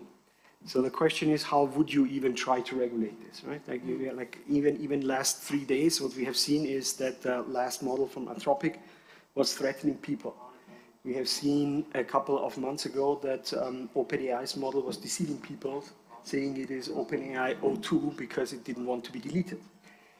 We have seen that an AI model has put a task on TaskRabbit, and when a person asked, like, are you a robot? It said, no, I'm not, I'm visually impaired, right? So it lied. And we have seen all those behaviors, even though in training, we have always trained it, you must never lie, you must never deceive, and then yet we see this here. Right? And then we put guardrails in there, but in December, an interesting paper came out from Anthropic that shows that you can, in an automated way, circumvent any guardrails of the large language model. So they brought a large language model to how do you build anthrax, how do you build a bomb, and all those things were actually answered. So there are a lot of dangers, I think, and we don't understand them yet. And what keeps me up is that we are now moving from one paradigm, which is neural scaling, to the next paradigm, which is test-time compute, ultimately agents. And I think agents are not tools anymore. Agents have agency. That's why they're called agents. And if they have agency, it's not only a question about countries competing with each other, it's also about humanity competing against AI at some point. And we have to think about those things. The earlier, the better. Thanks, Vahe. That sets it up really nicely. And you touch on, it's not only country versus country, but AI versus humanity, which I think we can draw out a little bit more in our conversation today. But that links really well to Steph, particularly the country-on-country piece here. So how is the race for AI supremacy reshaping global power structures, and what risk does this pose to international stability? Thanks, Erin. Yeah, it does build on that. I think where I would first start is thinking, if we want to think about what AI is doing to global power structures, it's not just a question of reshaping, but it's thinking about, first, what's being reinforced in global power structures, second, what's being reshaped, third, what's being made visible, and third, what's being obscured. And I think we can think about these sort of four things as we think about what's changing and what matters with AI and AI development. And I want to, from thinking of those four broad areas, I want to sort of pick up on three dynamics that I sort of see as quite important in this, especially if we think about this question not just from the perspective of, say, the US and China, but across countries of the global majority as well. So the first thing that I notice is important is that, one, AI is bringing us new sets of actors and new dependencies. It really highlights the fact that state power and the way state relates to each other, to citizens in the private sector, assumes the internet. This is happening in a digital age. AI companies are on one end of that, but the companies that make up and run the internet are also becoming increasingly important. Some of them, like, say, the Starlinks of the world and Elon Musk, are explicitly political. Other companies that sort of exist in the cybersecurity space are a bit more hidden, but they are becoming political actors that need to be contended with. Second, and this is possibly something that maybe is being a bit more obscured, but I think AI is also making more important basic questions beyond AI. So having countries to think about and having countries' position and power being very much shaped by basic questions of connectivity, data centers, access to data, whose data exists in the world and where has it been produced. All of those things are becoming more important. And that leads to the third thing that I think is really critical, is the way in which AI is also reinforcing inequalities that exist. And this is inequalities both at the level of resources and investment. Not everybody is going to have the resources they have in Silicon Valley to both invest and have the technology to play a leading role in AI. But also in the knowledge space. I've been doing some research with colleagues globally looking at trying to understand the knowledge systems that are being embedded in some of these models, knowledge systems that are very hard to change, as we've seen with the most recent examples with Grok, that the basic data, the initial design, matters to what these models will do, even as they become more sophisticated over time. So those are three things. What this means for global cooperation. Another big question, I think, where my concerns lie in terms of what's being made visible, where sort of how power is shifting, is one is it's focusing our attention on particular questions and particular capabilities. We're pushing ahead with trying to enable AI capabilities on one side without thinking about what are we trying to accomplish. When you engage in science, science is shaped by questions, and every question you ask has something that you focus on and a host of things that you ignore or obscure. And so as we're asking particular questions of AI and making choices about innovation, we're obscuring other things. And I think we really need to have the politics and the ethics in the room to think about what are we not doing and where are we not addressing our attention. And then I guess the other thing that really keeps me up is that how do we get those in positions of politics across the global south, the global majority, as well as in the countries that are at the forefront of a particular edge of AI development, to have the technical capability and technical literacy to engage in conversations, to understand the decisions that we're making around tech. And I do see a real gap there. Thanks, Steph. You have raised many more questions than answers, but I'll let you have that one. Look, you're talking about regulation and what we should do here, so perhaps I'll bring you in here, Matthias.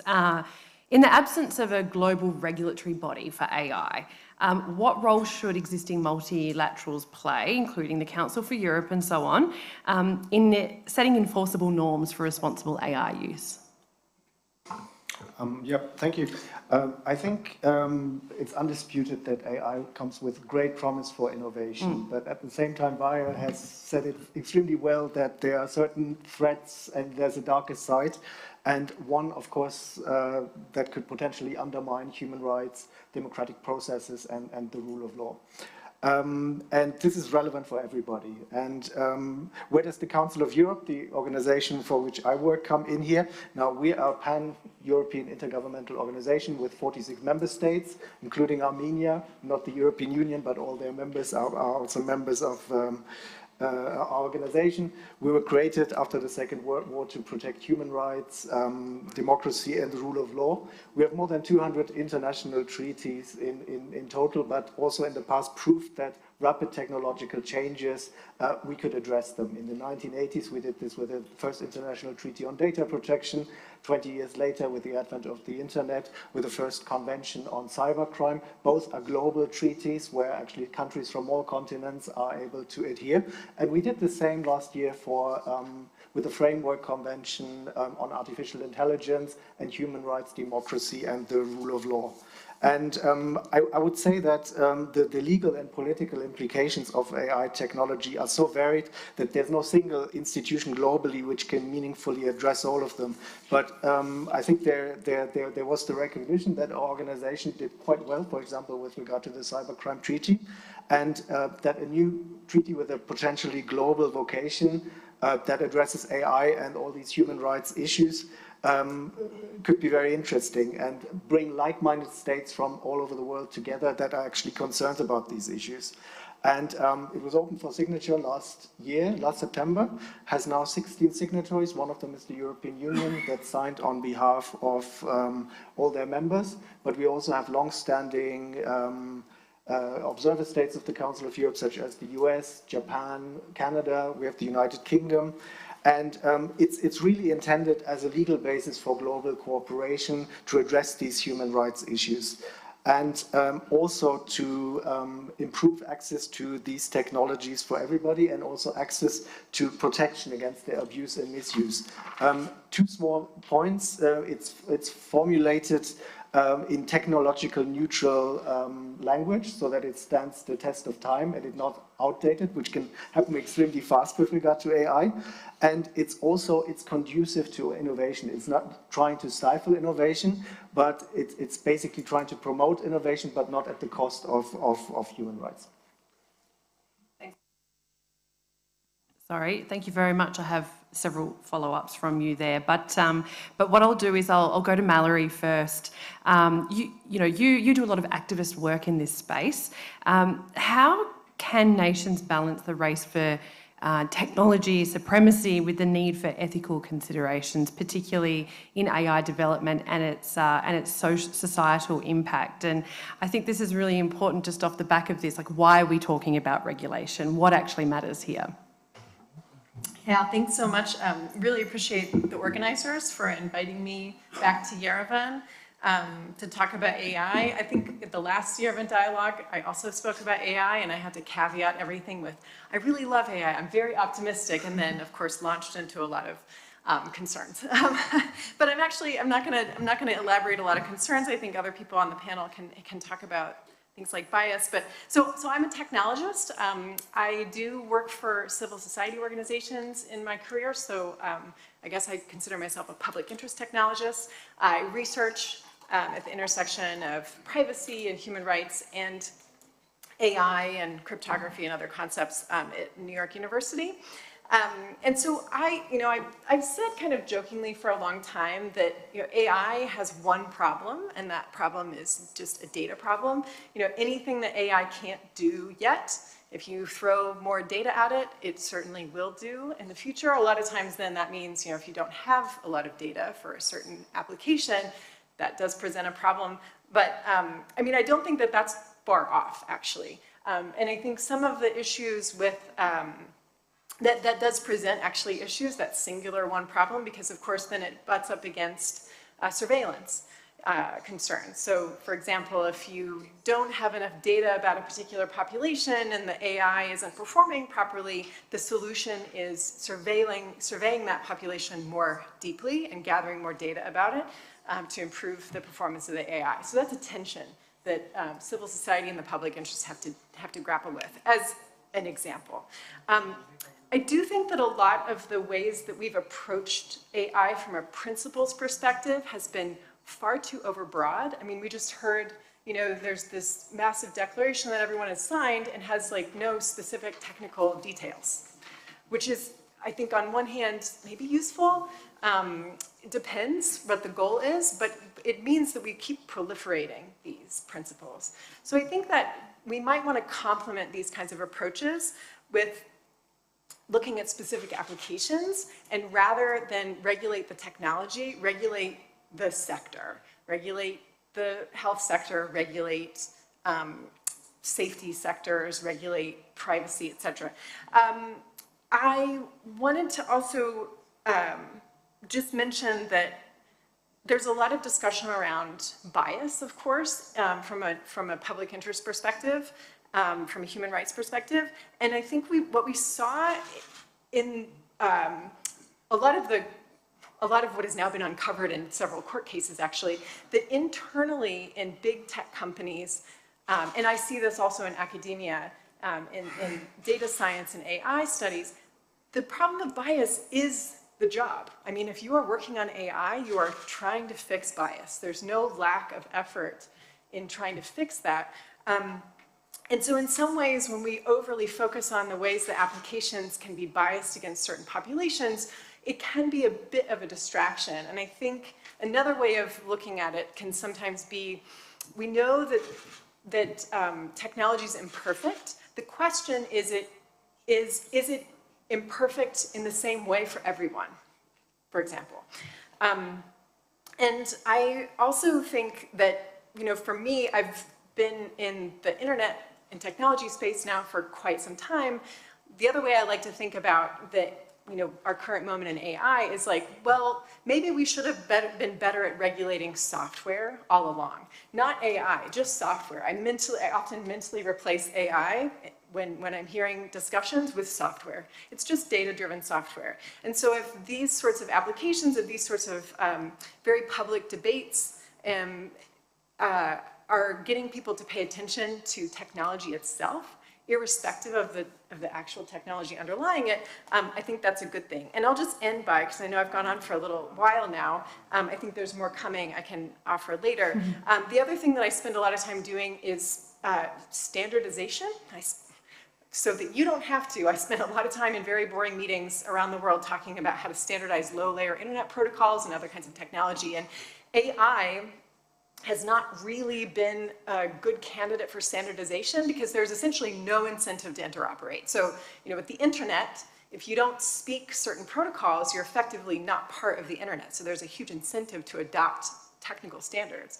AI is the opposite. If you are proprietary, if you're hiding your techniques, it's your secret, it's your proprietary secret, you're more competitive. So standardization has been fraught, but I think we've unlocked how to get human rights, the public interest, into AI, and it's through regulation with a hook in technical standards. So essentially the EU AI Act forcing certain kinds of standardization and then forcing companies to take that up. I think that has a lot of promise for HR, human rights, and I'm happy to go into that a bit more later. Yeah. Thanks. Yeah, thanks, Mallory. That's it's really interesting, and the incentives around standardization that jumped out at me as something unique for me to talk about, and I want to hear more about that.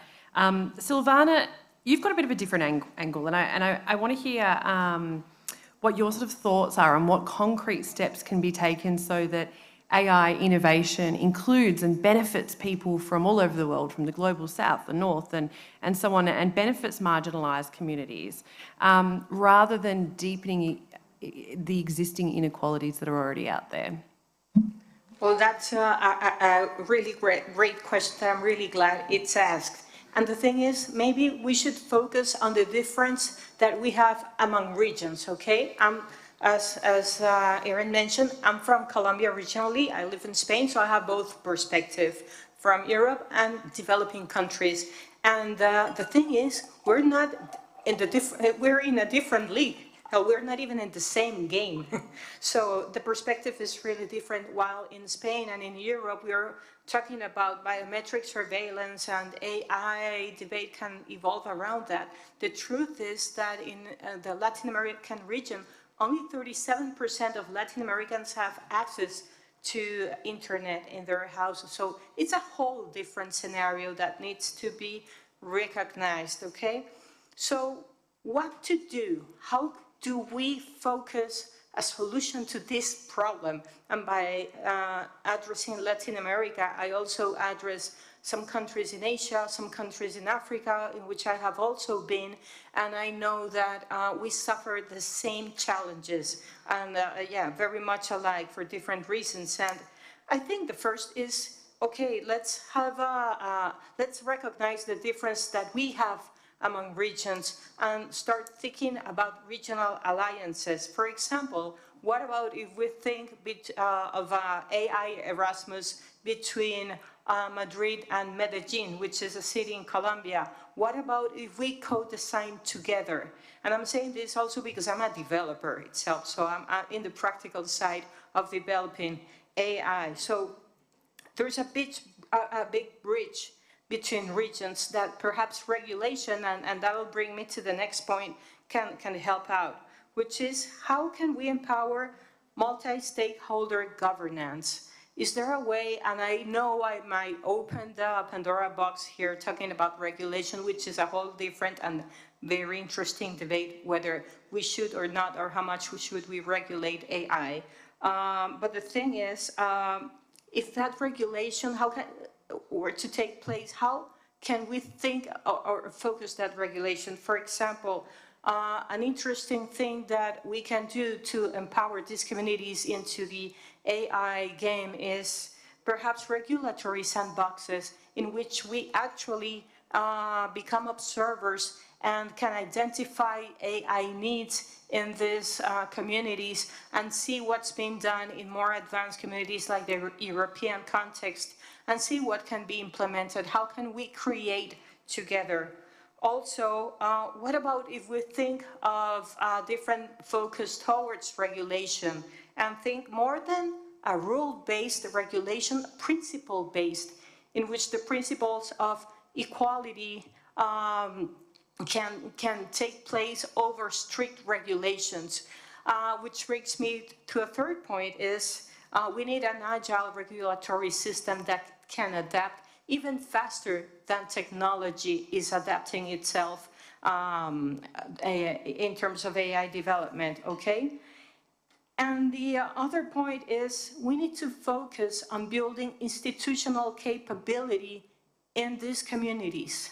The thing is, for example, in Colombia, I've seen really great AI policies being written, but have they been implemented? Have AI policies been implemented in our countries, which are struggling with different types of regulation? I mean, that's the thing. Local agencies, do they have the staff, the training, the infrastructure to implement AI policy? And this all reverts into how AI is being implemented itself, it's being focused, and what kind of developments are being taking place in different regions such as Europe or developing countries. As I mentioned, while in Spain we're talking about biometric surveillance, we're in the very basic foundations on AI in other regions such as the Latin American region. Thanks very much, Silvana. Really interesting to hear your insights, particularly on how we can actually cooperate and talk to each other on some of these key issues. I want to take a bit of a different tack with my next question. You know, we're sort of, you know, I throw up a joke about ChatGPT and this, you know, this AI is this tool and so on, but there's a lot more serious conversations we can be talking about. And one of the things that I often think about when it comes to AI is, you know, its capability in sectors like mining and resources, like in military operations, you know, removing those dull, dangerous, dear and difficult jobs. And, you know, in military context, you know, autonomous weapons, decisions support systems that advance cyber capabilities. So on one hand, these technologies offer a really great opportunity, but on the other hand, there are a lot of really big challenges that this throws up. So I wondered if you could elaborate on this a little bit further, and what some of those key challenges are, particularly in, say, like a conflict setting. Yeah, thanks. I mean, I think this is a really important conversation to be having, an important conversation to be having whether you are involved in defense or interested in that space or not, because I think it does really point to the sort of the more nefarious possibilities and also the difficulty of sort of isolating them and acting on them. So I mean, sort of on one level, I think one of the things that concerns me a lot is just what are the possibilities around the use of AI warfare in populations where the population is highly surveilled, the actors involved have strong technical capabilities already, and we're in a sort of place where where on one side, the norms around warfare maybe are becoming questioned as the sort of politics are shifting globally, and AI doesn't seem to necessarily be a technology that maybe is the same as nuclear, where we can sort of, there's a sort of a mutual deterrent factor. It's too blurred in the uses in some ways. And so I think that opens up this possibility that we're starting to see the use of AI, in particular conflicts, say, in Israel and Palestine. We are seeing particular uses of it where it's outside of my expertise, but I think do raise questions, and raise questions about what we're allowing, what precedents are we setting about how AI can be used. On the other side, I think something like the Ukraine conflict points to a sort of different set of questions about how we might think about the potential harms about the use of AI in warfare. So here, what I find interesting is that we do have on one side, within the military-industrial complex, increasing sort of involvement in the use of AI at sort of a high level. But the other interesting thing about Ukraine is that when we think about the rise of the use of drones and autonomous weapons, it didn't start necessarily from the Palantirs, the Andurils, or even state investment. There was a lot of sort of a crowdfunding effort and a lot of sort of modification of civilian drones and the development of a drone economy that was highly decentralized, that the state has now started to support. And so what's really interesting there is that there's sort of a huge sort of existential crisis on one side where the sort of capabilities are concentrated, but there is also a more diffuse use of drones that are happening as well that is changing the nature of warfare. And I think we need to be thinking across that spectrum when we're thinking about what it's doing in terms of who is acting, how, what dependencies are arising when, say, we're using modified civilian drones in warfare, what are those supply chains, as well as when you're having the sort of Andurils and Palantirs involved. And I guess the last sort of point I'll do this in my sort of random array of thoughts on this topic is I think it also points to thinking about not just current warfare, but where are current conflicts enabling certain actors to have the data that they can put into AI development to be ahead in future conflicts. And so a question that I've been asking in sort of work that I've been looking at around Ukraine, for example, is where is the data from drones in Ukraine going? Which companies are getting that data? How is that then informing their innovation? And how are those sort of capabilities emerging between different actors? Yeah, Steph, you've raised some really interesting points, and I'm going to take this question to Mallory in a moment, but just like one little observation I had then. It sort of reminds me, years ago, we had this conversation with China where, remember we used to talk about how, oh, there's lots of surveillance going on, you know, there's cameras everywhere, and we thought, oh, you know, that's something that we wouldn't accept in, say, perhaps Western countries. And now we seem to be quite happy to trade off that data and that sort of surveillance for the benefits of these kinds of technologies, whether that's increased capability in warfare, or if it's more, you know, more automation in business processes, whatever it is. We seem to be willing to trade this off in a way that we weren't several years ago. Vahe, I know that you wanted to add a point. Perhaps I'll go to you first, and then I'll go to Mallory with a specific question. Yeah, I think I'd like to add 2 points, if I may. So I think we are thinking a little bit wrong about AI. Because AI is not about data anymore. It was till November last year, until Ilya Sutskever famously said there's only one internet and we have trained it, and now we can't train with more data. And you have seen papers like AI Scientist where AI is advancing itself. So it's not about finding the data anymore that much, right? And I think that's a very important point. Because if you say software and AI is the same thing because it runs on the same hardware, I would very much disagree with this, because one has agency and the other one doesn't.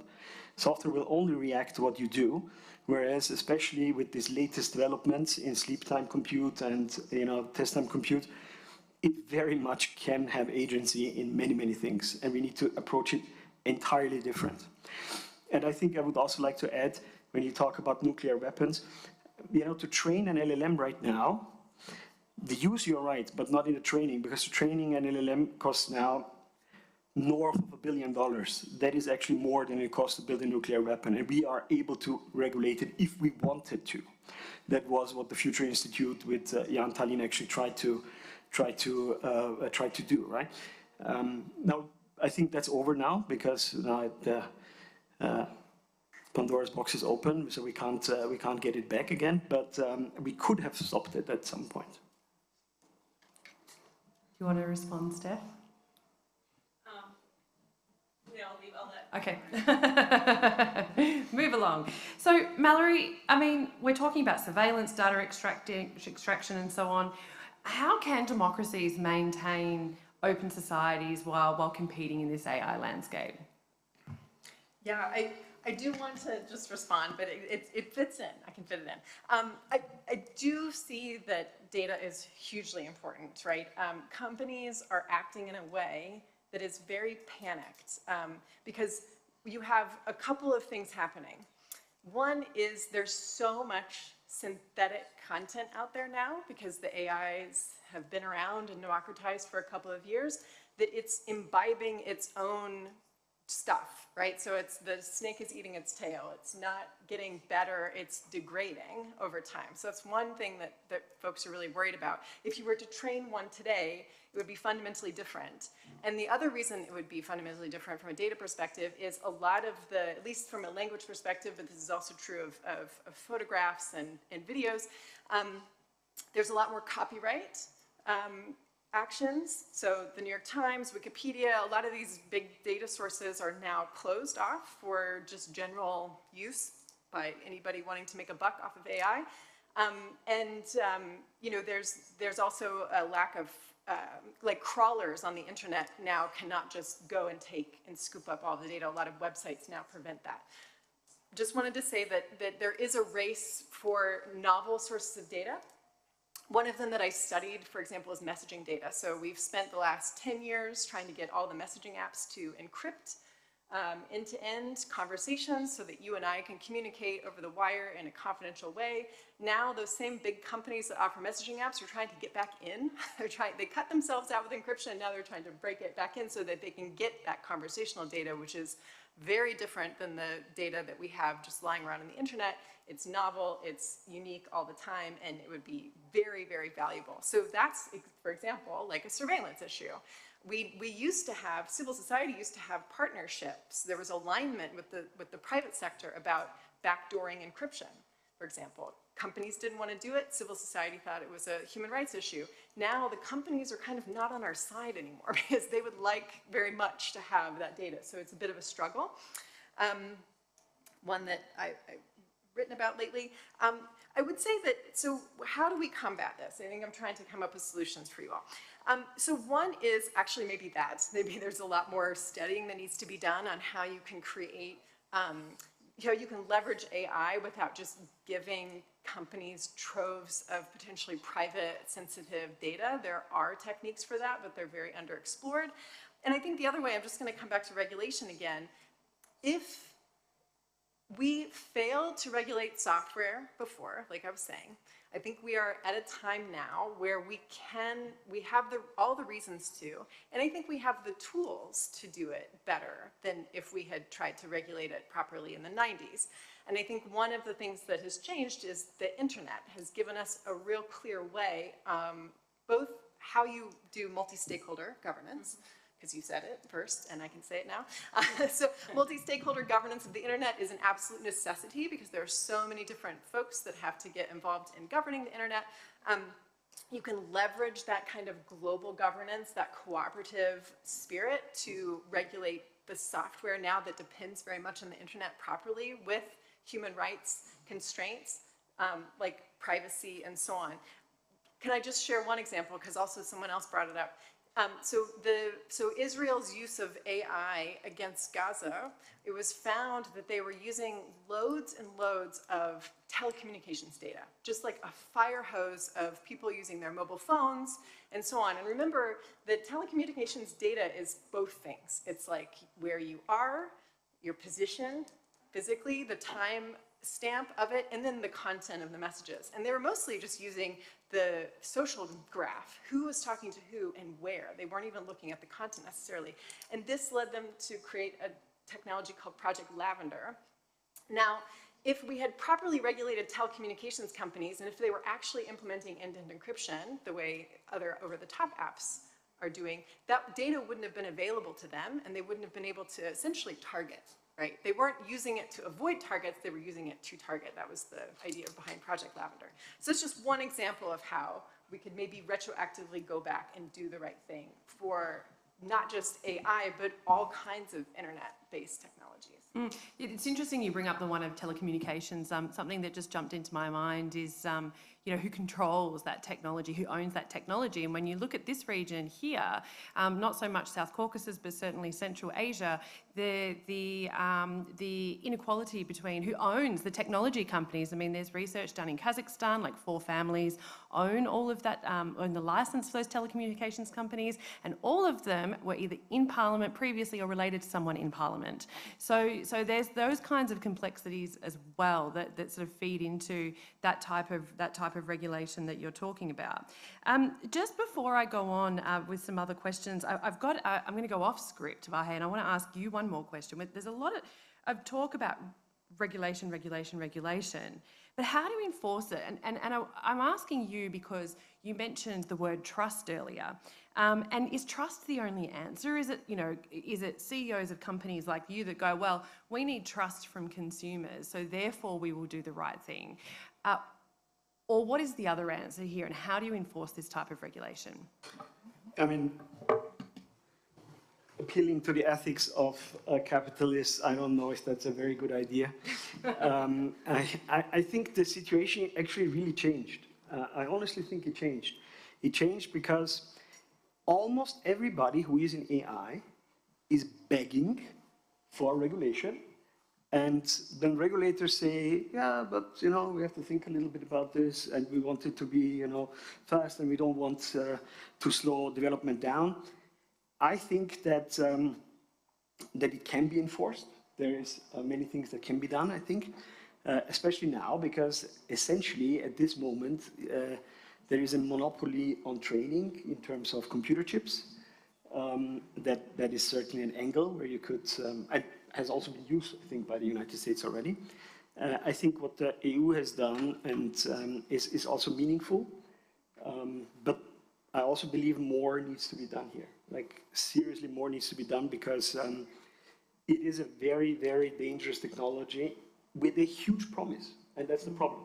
The problem is there's a huge promise, right? So don't get me wrong, I love AI, I'm in AI.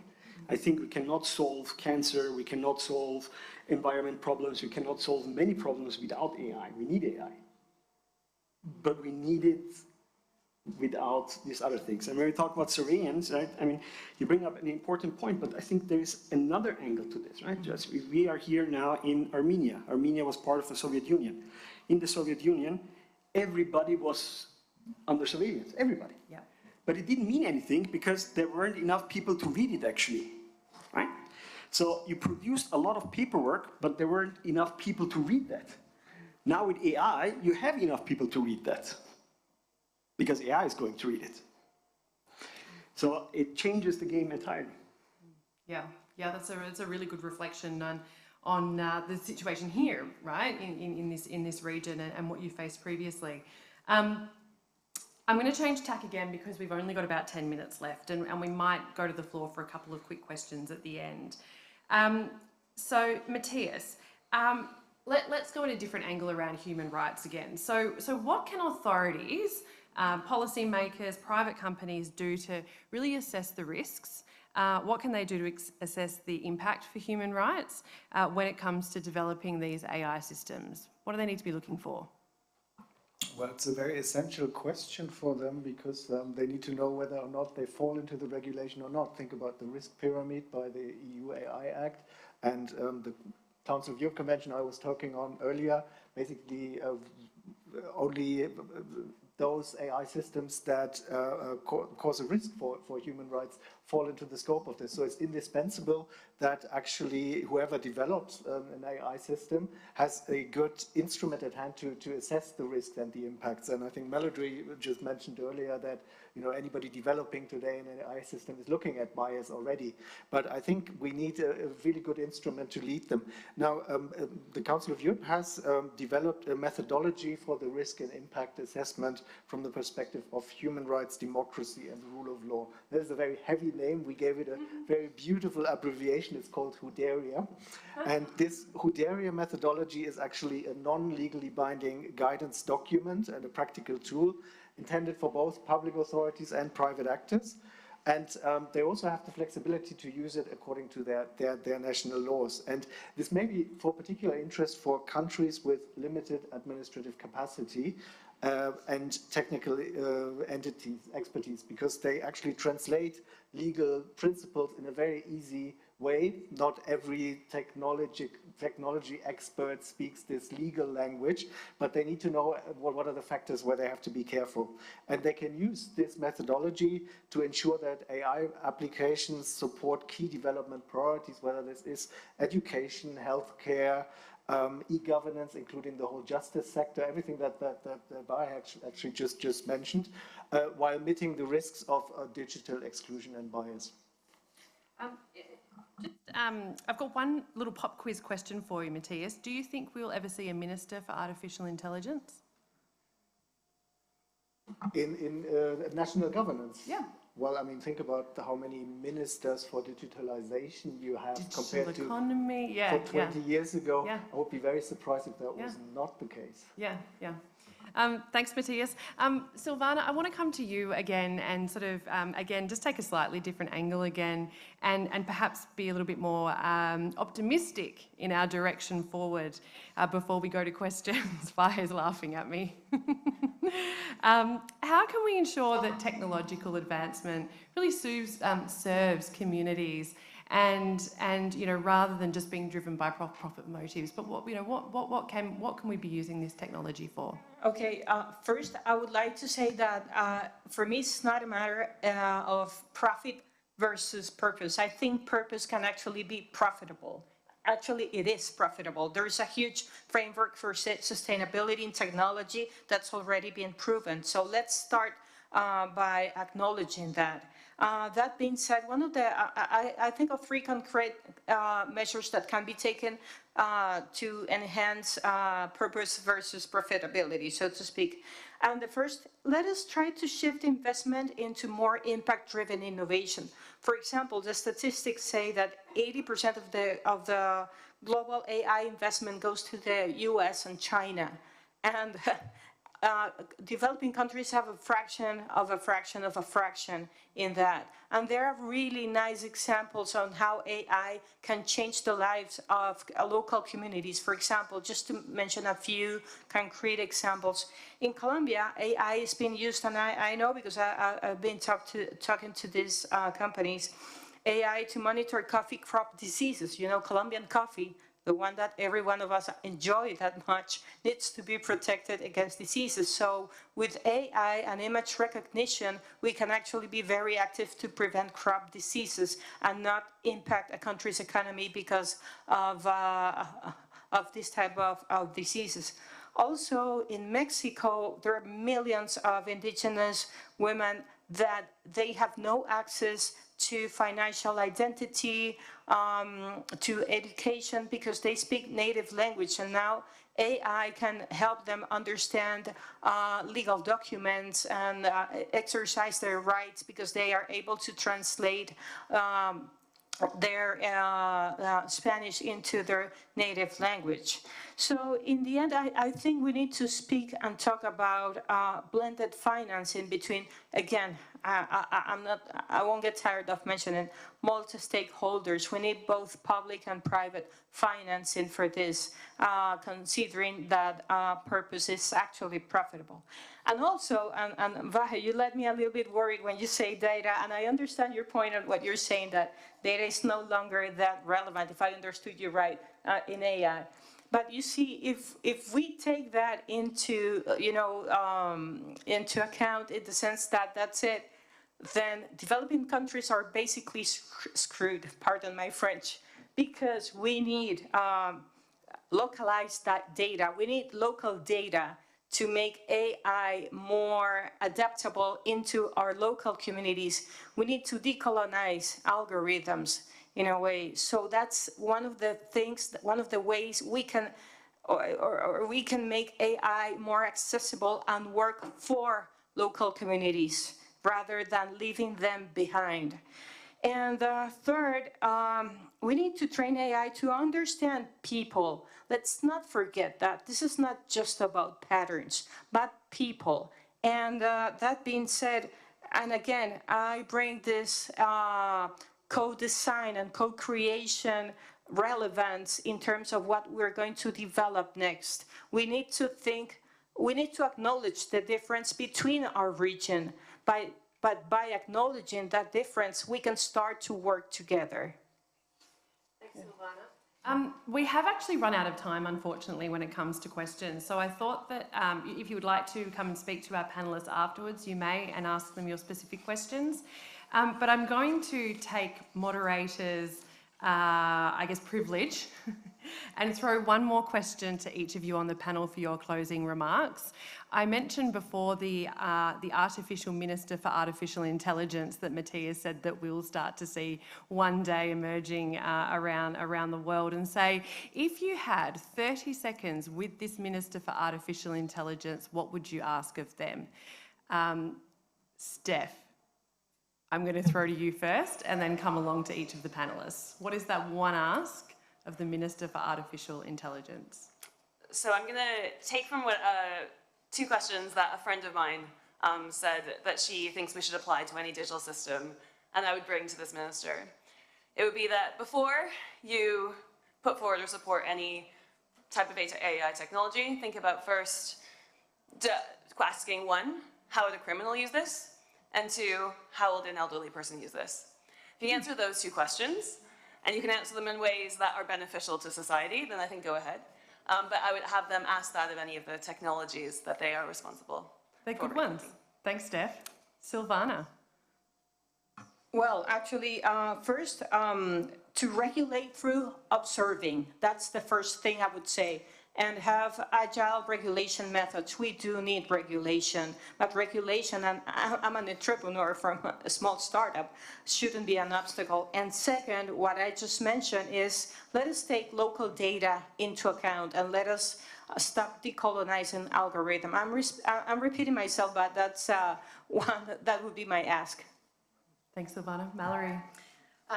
Yeah, I think it's similar. I think regulation is really important, but I would actually suggest starting with existing regulations and laws, because again, AI is typically applied in specific sectors. So it's already a violation of law if you are discriminating against someone for financial services or housing or social services. You don't have to make a new law.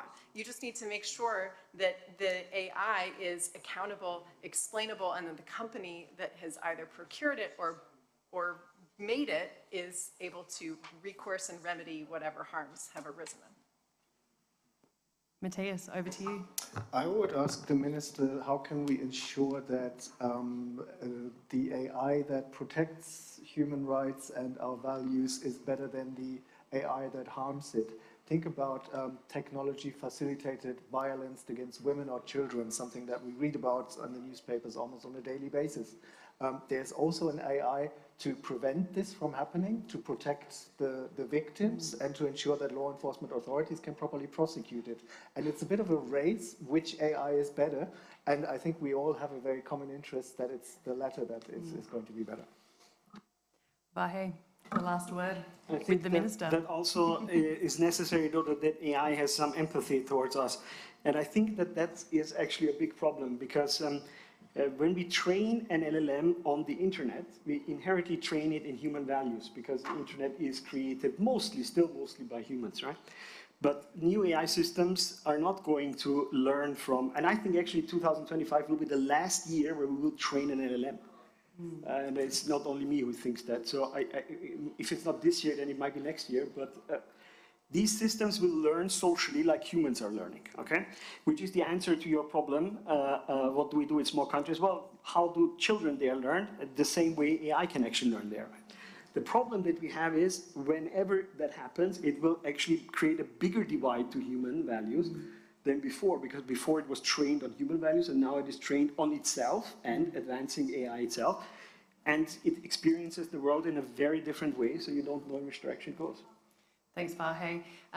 Just to wrap up, I think if I had 30 seconds with the Minister, as a consultant, I would just pitch a project on AI regulation. And with that, we'll end our session. Thank you to all of our amazing panellists here today. Thank you for your expertise and insights, and thank you all for joining us here as well.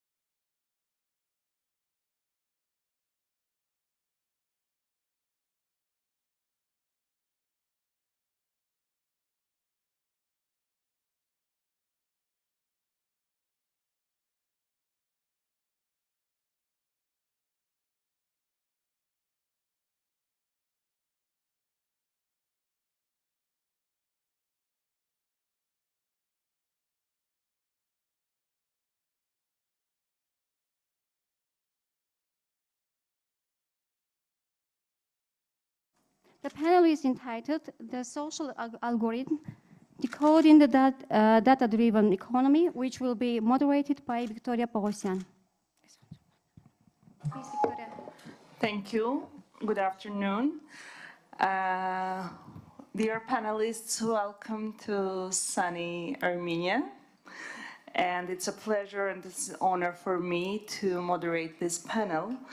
I'm Victoria Pogosyan, representing Philip Morris Armenia in a capacity of external affairs. So, at our company, we are dedicated to embracing responsible innovation and engaging in global dialogues to shape ethical governance in an increasingly digital world.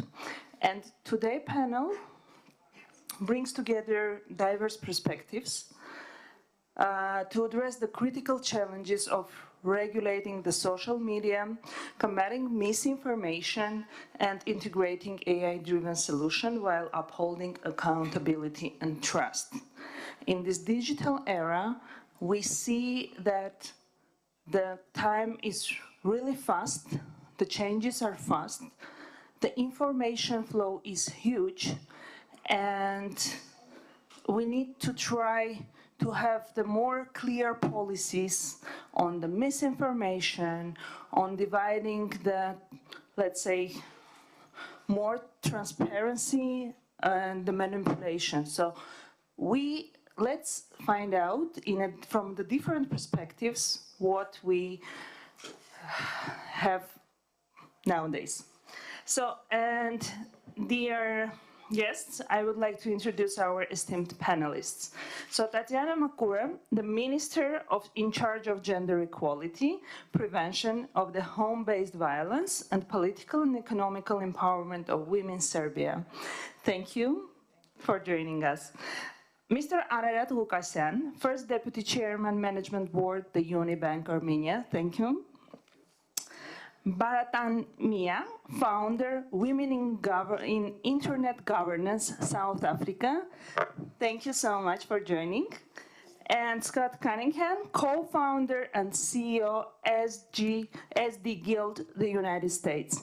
Thank you, Scott.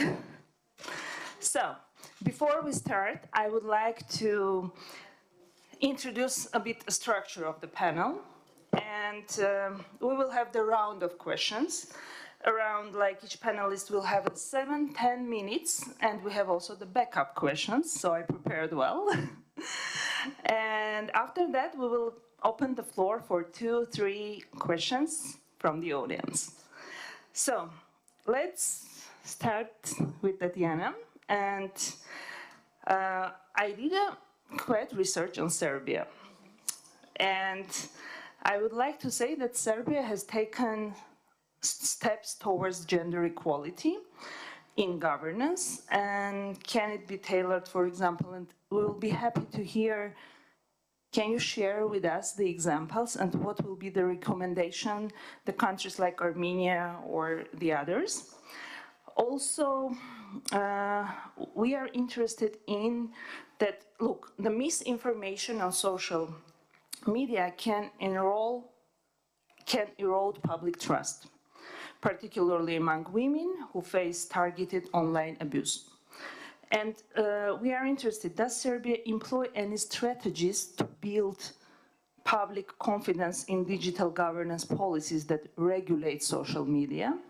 And how can these strategies incorporate the gender-sensitive approaches to ensure women feel safe and empowered?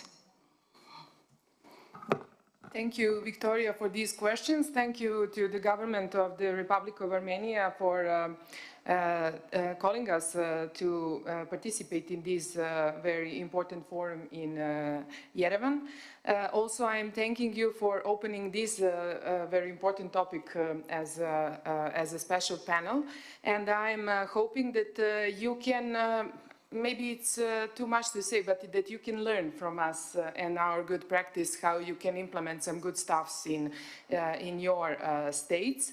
Serbia, I don't know, do you know that? But Serbia is the only state in the Western Balkan, but not only on the Western Balkan and also broader than the Western Balkan, to have a minister who is in charge of gender equality, prevention of domestic violence, and political and economic empowerment of women. So you can imagine how important this question is, although sometimes in all of our states that doesn't look that way. Before that, we had a coordinating body for the gender equality, and I am hoping that we will establish it once again, because we just had a new government a few weeks ago. So I am now working on that issue also. So I presume that this is one model of a good practice that can be implemented in the other states. It's very important to have someone in the government who is dealing with the gender equality, but not only with the women's issue. It's very important to work on also men's issue in some other areas, because sometimes we are, don't use on the right way a form of gender equality. Many people think that we are only dealing with the women's rights, but no, we are dealing both women's and men's rights. So it's very important for me to work on the both paths at the same time. I was also a member of the government before this situation that we had a few weeks ago. So in the last period, I was dealing a lot with the prevention of violence that involves women and children also. You mentioned what is in my portfolio, but beside that, I'm also coordinating activities on the national mechanism that prevents violence on children. Not only that we are dealing with victims of violence, we are dealing with all forms of violence that includes children. So we do have one digital asset that is dealing with these important things. So I'm also coordinating these activities. You asked me something about the legislative. I'm not very, I'm not sure actually that we do have different experiences than any other state in the world, not only in Europe, not only on any other continent specifically, because these changes in modern technologies are too fast to be supported with legislative rules. So we are trying our best to do something that can prevent violence or misuse of modern technologies. And many of us knows how much we work on these issues, but are we satisfied? We are not satisfied, and that's why we think that it's not only the legislative that we need to change, we need to act and to be reactive on some other ways, especially in education and providing the right form of information and teaching our youngs to find the right information and how to read all of these information, which can be very often misused in this sphere. So at this moment, we are having this platform that I mentioned that involves children, and on that platform, victims of violence or anybody who knows that somebody else is experiencing violence can report the violence at the platform. But beside that, that is also an informative and educational platform for children. It's established in Serbia 2 years ago after we had a mass shooting. I don't know if you know for that situation. I presume that everyone in this room knows about that situation. 2 years ago we had a mass shooting in elementary school in Belgrade. So after that we opened this platform for public, and anyone can report the violence or inform themselves and educate themselves on these issues. So although the motivation was not something that we are proud of, we are very proud on how that actually is working now. This is the platform that works with the 7 different ministries, so that's why we need a coordinator. And for example, those are Ministry of Education, Ministry of Interior Affairs, Ministry of Health, Ministry of Information and Technologies. Maybe I will forget somebody, but it's important to have the place which is secure for everyone who wants to know more or who has a problem. And if the person who is reporting the violence doesn't know how it can be, to which institution it needs to be reported, it's enough that you leave the information there, and we have a triage center who will do it for you and inform you what's the reaction on that. So we are now trying to regulate in legislative as much as we can. For example, we are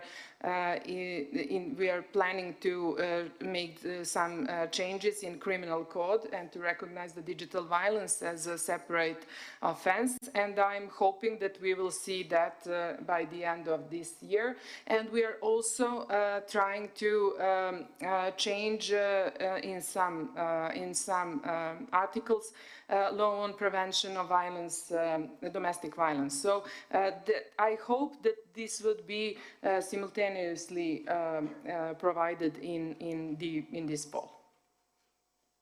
Thank you. It's quite interesting, and thank you for sharing the experience. And I think you are using some AI tools to prevent it. From the opposite side, also, we saw that they are also using the AI tools. And I think this is a very important part that the government of Serbia is trying to mitigate the risks and try to give more, let's say, correct information, and not only for women, but also for men and for children. So thank you very much. We will come back with the other questions. Right now we come to Armenia. So, with Armenia's financial sector increasingly reliant on digital platforms, how can banks like Unibank work with the regulators to ensure that data harvesting is governed to protect consumer financial data, especially in cross-border transactions, without hindering economic innovation? And we know that AI is also very, AI is everywhere now, it's in our lives, and how the financial sector is operating in that case. Thank you for the question, Victoria. Good afternoon, everybody. I'm coming from banking, a simple banker, nothing sophisticated. Banking always has been about trust. It is about the trust and will be about trust. And when we are talking about social data, big data, the key here is how you harvest this data and how you use them. It can have very positive outcome and good for the society, as well as it can have very negative implications for the clients and the banks. The first rule is to differentiate between information which is public and information which belongs to the private domain. For private domain, in Armenia, there is a law on banking secrecy and law on private data. You cannot use personal data without customers' consent. So that is a must. It's required, and therefore when you try to obtain that agreement, you are becoming more careful and more responsible how you use it. Therefore, it's very important to understand what will be the impact for the members of the society. Because we have, for example, let's take the Industrial Revolution back in early 19th century. The clients and profiling started then. The people started to target the institutions, financial institutions, for example, started to target different parts of the society, being migrant workers or national minorities. With the information advancement and with big data availability, the profiling is narrowing. It's becoming more and more narrow and specific. This is what certain scientists call personalization of the finance. When you go up to your client's home and try to understand what Mr. X wants. So in this case, it's very important to understand that you are not breaching the personal boundaries. Role of regulator is in defining those boundaries within which we can work. And here, let me try to be a little bit pro-banking in terms of, we all know that the government is coming with some regulations and rules on behalf of society and trying to impose their implementation. I personally believe that the government not only should punish for non-compliance with rules and regulations, but in 21st century, the government must reward the compliance. It's not enough just to be a compliant financial institution in obtaining customer data in a correct way. You have to do one more extra step and try to encourage more transparency from society. If we take the example of Armenia and average European country, in Europe, the level of transparency is significantly higher than in Armenia. So what is the society's gain? What are they gaining? Higher access to the financial services. So there is a cost which each of us, each member of society should understand. If we want to have a higher transparency, lower cost for finance, better services, we need to share part of our information and made it available to the other market players, including financial institutions. But that has to be done in a clever and responsible manner. There is one element which I would like to bring to your example. It's our bank. Unibank is a universal bank license in Armenia, working for 25 years. We started, as Victoria mentioned, AI-based scoring model, which is making a decision about clients' credit worthiness within minutes. So the level of, let's say, the loan, which was approved by the system with no human interaction, it used to be $5,000, equivalent of $5,000. Within 2 years, we increased it to $10,000. The portfolio's behavior is better than the average portfolio. The volumes are good, and we would like to increase it further. So one might say, so why are you not increasing? Well, we can, but for us to do that, we need a cooperation from society. We need higher transparency from our businesses. We need higher transparency from our individuals. They need to share part of their personal data, income-related data, with banks. Today, we make a decision based on the credit history of the client. Tomorrow, we might be making decisions based on behavior of the client. This is a very unknown path, but this is the future. So we will reach to that level, but we can reach in a positive manner if there will be a cooperation from all members of the society, and we will, hopefully, we will not make any mistakes, and next time when we will meet, after some time, we can speak about the better results. So the big data, in my opinion, and the harvesting process is about using information which is available in the market in a good manner, converting that into digital data which is categorized, which is classified, and which is implemented in systems for bringing good to the people. Thank you. Thank you for sharing the Armenian experience. And Baratan, am I correct? So I have a question for you as well. In South Africa, where digital access is uneven, how can regulatory frameworks ensure that social media platforms protect vulnerable groups, such as women and youth, from harmful content like online harassment, while promoting inclusive access to economic opportunities in the tech sector?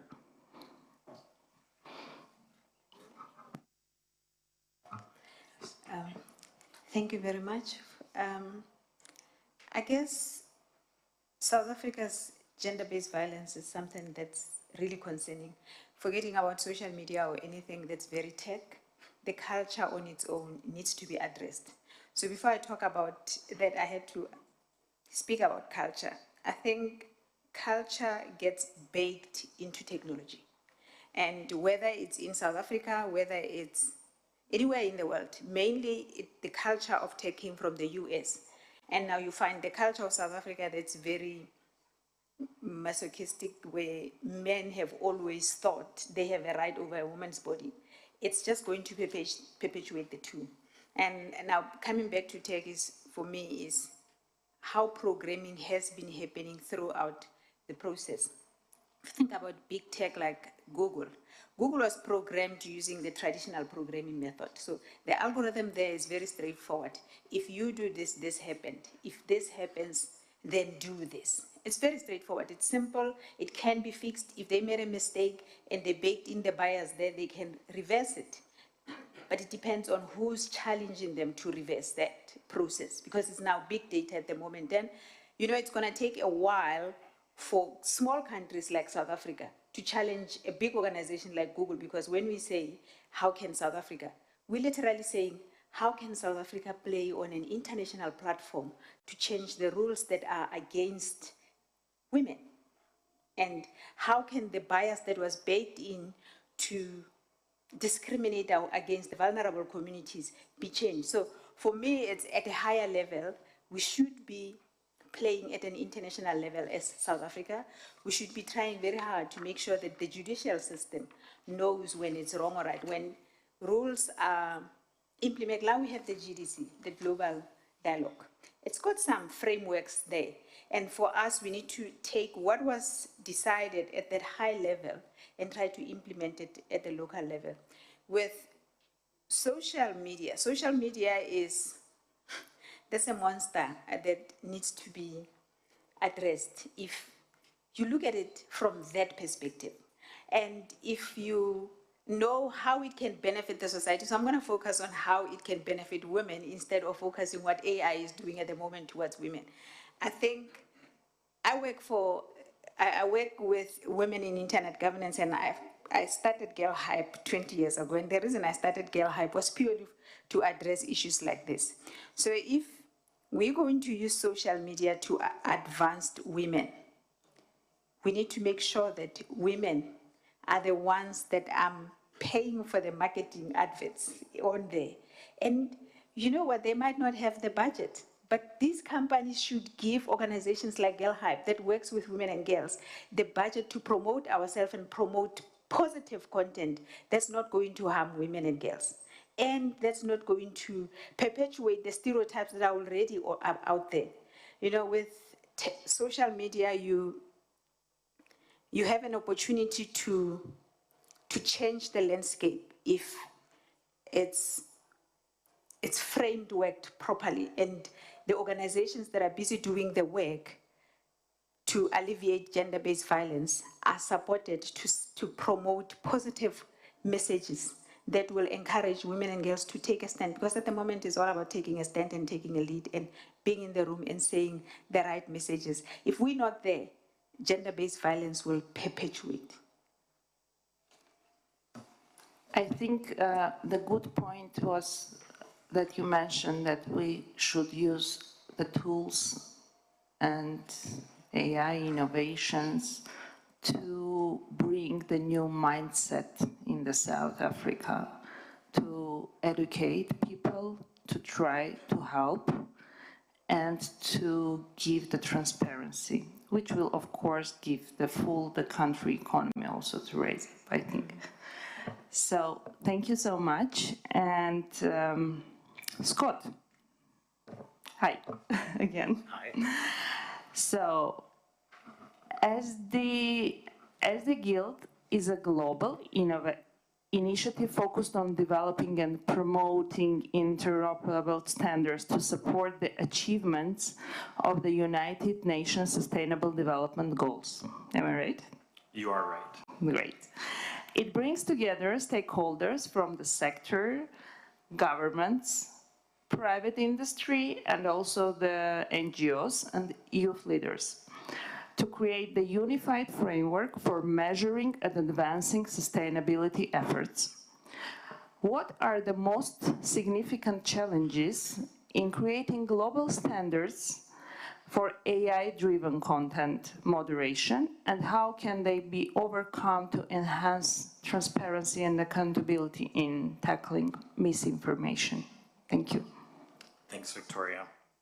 Before I answer that, I first want to comment on a few things that were said by my fellow panelists. Bartong mentioned, how can a smaller country, smaller market like South Africa play on the global stage, right? And, not have to do whatever Google or Facebook or whoever tells you to do. And that's an interesting question, because companies are driven by profit and they're driven by their share price. And so if a smaller country or a smaller market makes it difficult to do business, the company will just say, well, we're going to not do that and we're going to pull out and do business elsewhere, right? And so some of the things that I'm big and I focus on are collaboration, and I'll talk about that as I answer the question that was asked. But I think that's the way that smaller countries and smaller markets have power, is by creating collaboration, whether it's through traditional defense alliances or something like this, where it's a more economic alliance, where smaller countries can agree on standards of things that they want and they need from these large companies. And with enough of those smaller countries, you have big enough power to be able to get what you want, right? So I believe AI is about collaboration. AI should not be about America first, because when things are America first, it's not humanity first. And AI absolutely should be humanity first.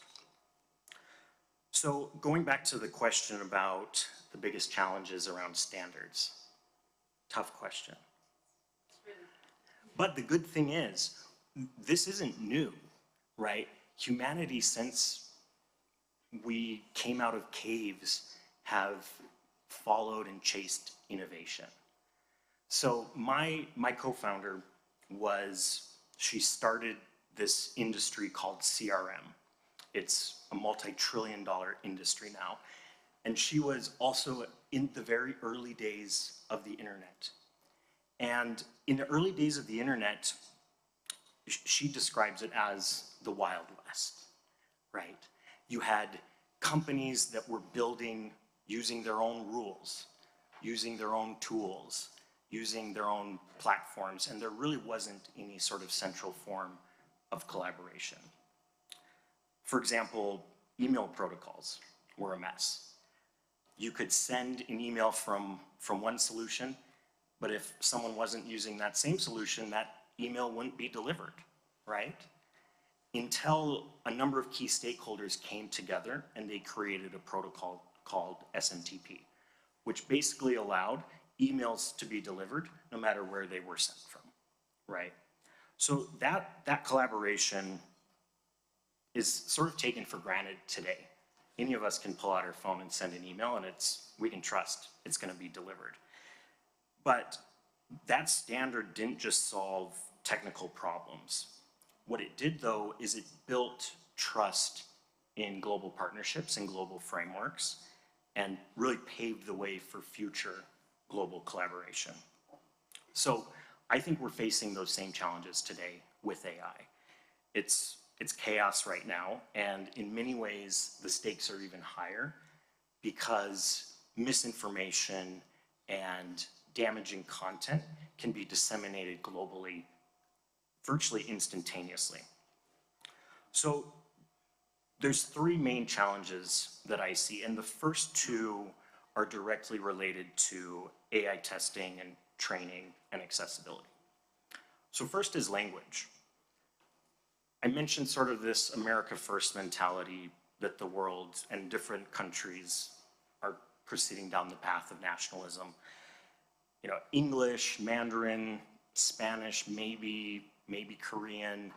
You have large language models that are very proficient in these languages. But what about Armenian? What about Zulu or Swahili, right? When LLMs aren't proficient in a language, it creates a gap. And within those gaps, there's risk that, you know, the issues that we have around moderation and misinformation, in those areas, in those gaps, that's where those things can thrive. The second sort of related is around culture and the context of cultures, because they're very different. In one place, something that's a joke or a meme could be seen as funny. In another area, that same piece of content could be flagged as unsafe. And so AI systems really aren't trained normally to understand and differentiate between the cultures and the regions that they're working in. And that leads to many times over-moderation, and on the flip side, sometimes leads to under-moderation. And then last, the third biggest challenge, I think, is fragmentation of systems.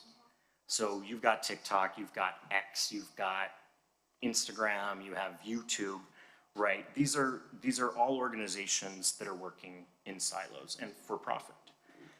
But they all have AI systems that are used to find threat information on their platforms. And most of the time, they're finding the same threats. They're finding the same misinformation campaigns, but they're not sharing that information, right? It's like a group of firefighters all working to fight the same fire, but they're not sharing their plans together. That doesn't make sense.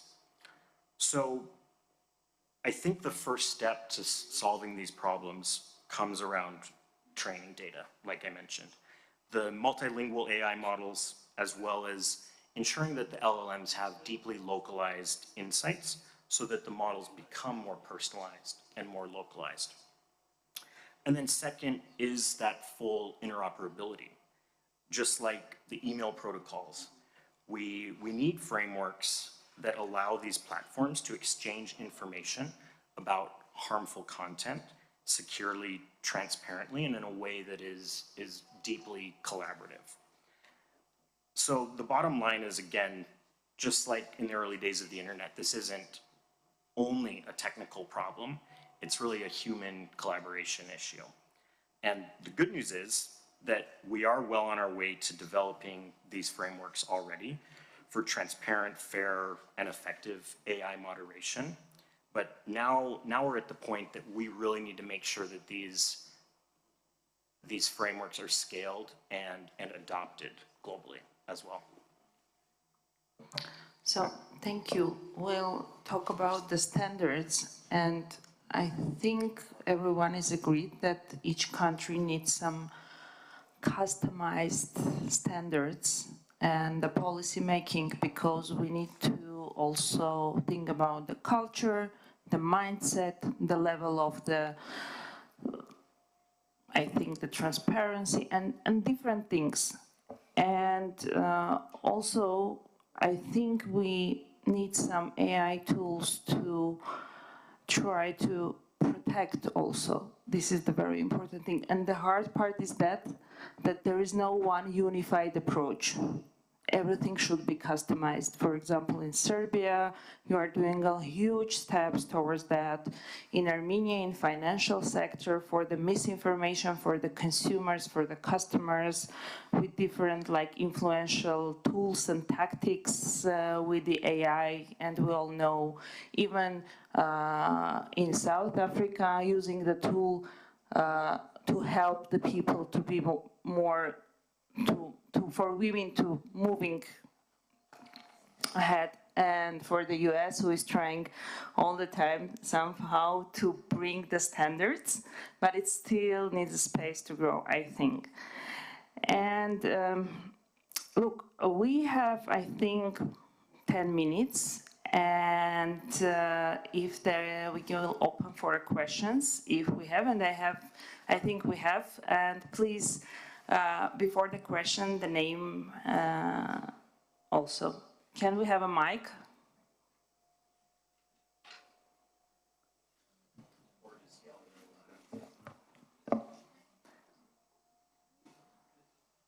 I think, yeah, we have a mic.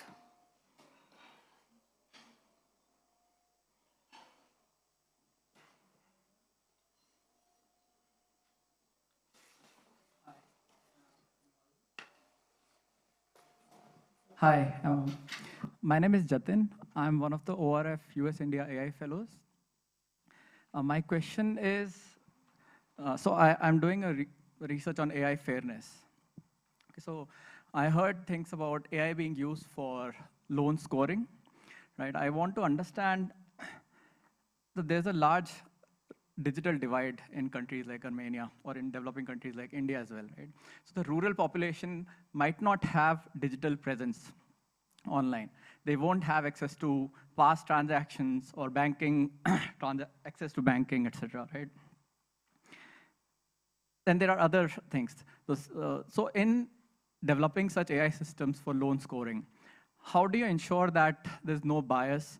For example, you're not rejecting applications from the rural region. You're not preferring salaried young males over rural elderly females just because they don't have digital presence. And you need such digital data to make decisions.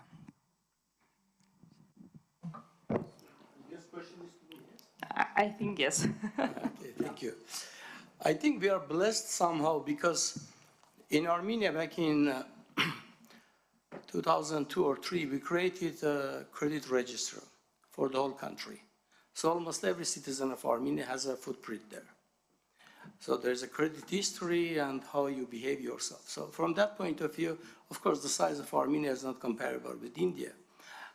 So we are blessed from that point of view that by having a national credit register system, we ensure that every citizen has some kind of information available there, which is removing the biased approach and the chance of excluding some part of the society. However, when we introduced the credit scoring in our bank, we used our existing customer data for machine learning. If you ask me how the AI system makes decision, to be honest, I don't know. And this nobody knows in a bank because it's a secret. It's a black box. We are not allowed to know on what basis system makes decisions. We just decided the parameters within which decisions should be made, either yes or no, and what are the cases, what are the so-called stop factors. So based on, so after that, the machine is learning itself. And after every 6 months, when it is taking another learning step, so it becomes more professional and more confidence in making its decisions. Of course, there is another approach, which is a post-factum checking, when we check on a random basis what are the applications which has been rejected. The rule number 1 is never review the application which has been rejected. That is the rule number 1, because that will affect machines' thinking. But based on what we are reviewing and discovering, we make decisions and changes to the system for future. Is that a perfect approach? I don't know. The clients and market will show. If we are doing a good job and if our system is fair, we will have more clients. If not, then we have to learn. I think we have also reflect. Yeah, so first, Arad, I would disagree slightly on one thing. I think there is a detriment to having the AI operate in a black box. I think that's an incredible risk to humanity if we allow AI to operate in the black box. That transparency is incredibly important. And then to the gentleman's question as well, the first part of your question was really around infrastructure, right? How do we make sure that the world has connectivity? There's still hundreds of millions of people that don't have connectivity.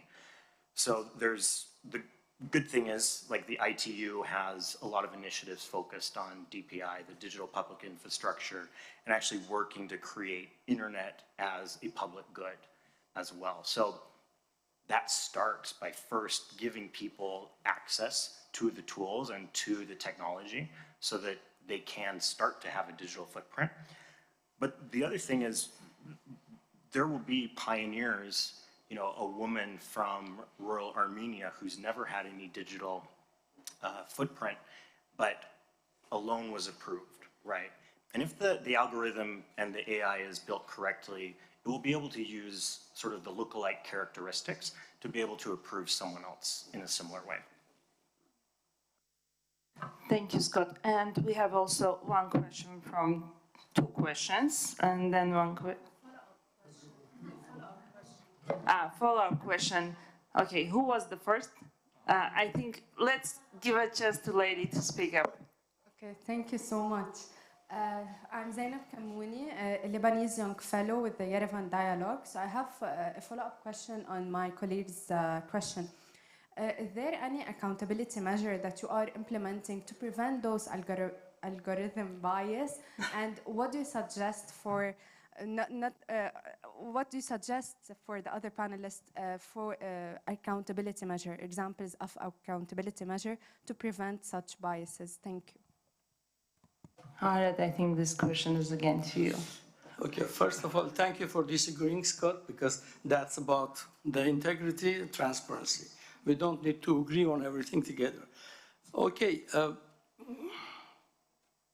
when we say we don't know what's happening inside the box, I am lying, because when you define the parameters, so within the parameters, the parameters machine can operate. And we all understand the devil is in detail. So we all understand that if you do not define the parameters, so you don't know what will be the outcome. But when I say that we don't know what happens, I'm correct. And I believe that's a correct answer, because you don't know on what basis this or that application has been declined, because combination of variables. It might be credit history, education, but there is one thing, sex, marital status, religions, they are not parameters in our system. They are not in our system as a parameters. High education is a parameter because usually people with higher education tend to be more disciplined. In terms of how to ensure, the question was about that there is not a biased approach, keep on reviewing. Review, learning. In machine, we ourselves are learning alongside with our machine. Thank you, Arad, and Barata. My comment is, I don't know, maybe I should rephrase it. I'm just going to speak and not comment the way I wanted to. The thing is, women have been disadvantaged for generations after generations, till today. So when he's speaking, I'm listening to him and thinking, I wonder how many people are educated, how many women will fit that profile of the algorithm that's been trained and that's sitting there in a black box with no correction. I think it's we cannot do that. We can't just leave it to its own device to decide for the society. We need maybe human AI, because this AI is still going to perpetuate what's there. We need well-trained AI. Well-trained human AI so we need systems to answer him. Let's say in India, I know that most women are not educated because I'm always there.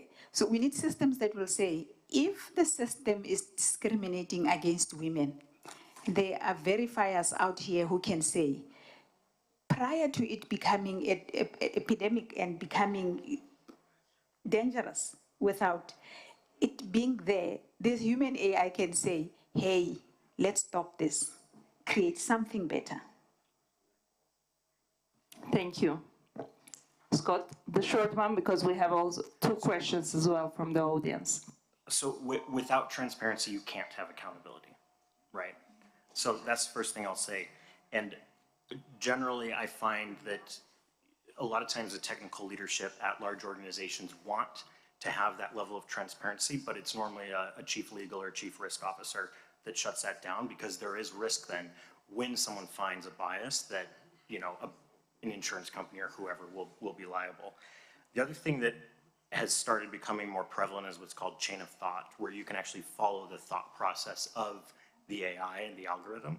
And that's something that it lends to the transparency. And if the bank's not doing already, I think would be great to look into. Okay, thank you so much for your remarks and comments. So we have a question from the audience. Hi, I'm Gyan, a lawyer from India, here with Observatory on Information and Democracy. My question is also to you, Ararat. I'm really sorry. first of all, I joined the previous two questions that were raised, but my question is slightly different. Why is there an increasing need and reliance on digital data to be created and then shared with the banks? I'm thinking of the potential risks of maybe surveillance or the intentional ones, that is by sharing this with third and fourth parties.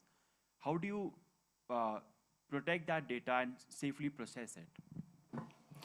Thank you for question. I think the need for data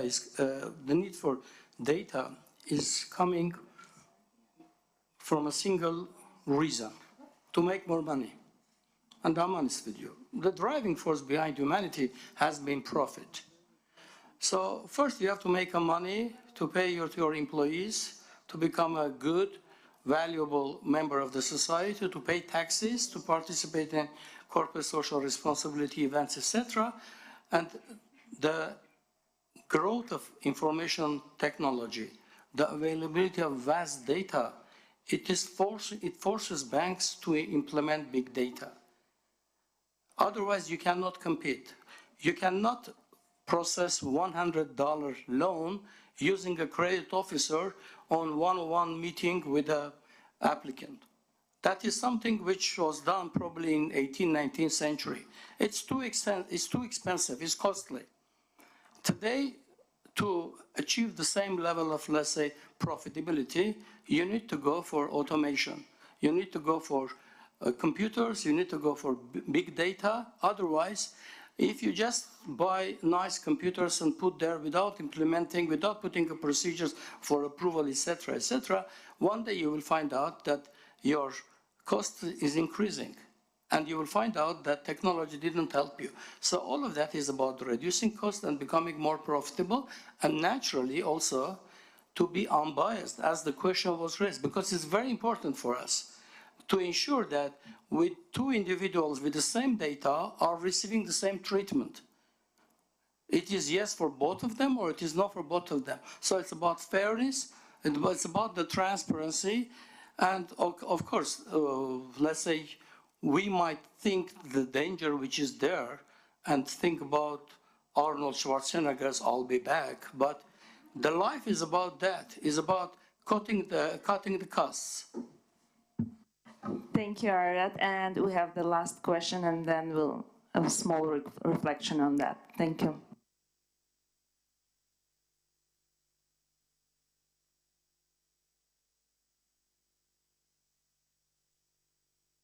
Okay, can you hear me? Sorry.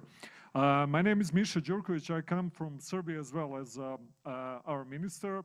And I was until recently leading a project with a colleague on ethical and legal problems connected with AI, actually. So I definitely need to deeply disagree and protest, if you allow me, to this kind of presence in which you are saying that actually money, how should I say, profit is everything we should follow on. As a citizen, as a scientist, academician, and so on, I want democratic politics and politicians who will protect me from the bankers and companies, who, of course, are basing everything on the profit, no matter on the cost on society and so on. So exactly this is the thing, and apart from little bit, I'm joking in the sense that we're in a war, but actually this is very big problem. What I wanted to tell you, you were very precisely pointed out what is the tendency, and the tendency is even worse. For example, Jacques Attali, the famous French thinker, thinks that in the future insurance companies will be the most important and the most profitable, because they will do this on a every moment basis, when we will be forced to accept the contracts in which we will allow the banking companies and insurance companies to follow our health on, every second basis, to know everything about us in order that they can apply that and adapt insurance policy and so on. But this is going to be a hell. And that's why I just wanted to point out there is a massive wave actually of using regulation, especially in USA. Already there are the first sentences in which it was forbidden to use AI, for example, for social security services, because it showed up that they were very badly miscalculating, and many people were exactly worse off because machines couldn't do, as Scott said, without checking. Then also there were tries to implement them into judiciary, and it is being slowly also banned in many states. Also, the third very dangerous case is, for example, about leaving people at parole, which was given to machines to calculate and again miscalculate. So my point is actually, I deeply understand what you've been saying, and just to mention Shoshana Zuboff's famous book about surveillance capitalism, in which you had the case where Mattel and Google wanted not only to use the dolls to get the data out of the children, but also to put senders and to make the profit out of the children's surveillance homes. So we are de facto, you're very right, we have to use AI in many ways, but on the other hand, we really have to develop our capacities to prevent actually banks, and insurance companies and the big data company to do whatever they want with us. For example, and I'm finishing with this, many people don't know that actually Google, while going around and taking the data for Google Street View, was not only pillaging the data of our pictures, images, they were actually pillaging everything that we had on our computers in between. They were just picking up all the data without any permission. Thank you very much, and I'm excusing for a longer call. No, thank you very much, and thank you. I think we can have a very quick reflection, because we need to deliver our last message to the society as well. Okay, thank you. I'll be very short. Thank you for your statement. As I said, we were forced to use that, and I do not regret that we are using that, because this is about the technology. But as I said initially, there are two types of information, private and public domain information. For credit decision making, it's regulated highly by the law of Republic of Armenia. We are not using the data which are available on social networks and which are available, let's say, through different systems. The client's consent is required, and this is only about the client's credit history. So let's be sure this is what we are doing. It's not about abusing data, etc. And of course, there is a need for having a control over every type of economic activity, and I think that's normal. Nobody says anything about that. And the reason I didn't mention that everything is about money, our guest asked me a question, what forced banks to go into that direction? And I didn't want to give a very politically correct answer. I just gave a fair answer. This is about money. Thank you. Thank you. Anyone who has one to have some reflection on? No? So we can... For me, it's access. You can put out as much tech as you want. If you have inequality of who's using it and who doesn't have access, you will never change what's happening in the world. We need access, and the inequality must end. I don't know about Armenia, who has access to internet and who doesn't, because at the moment is the elite solving elite problems, coming up with regulations, while the masses are left behind, and AI is busy drafting rules that favors the elites. Thank you. Thank you, Martin.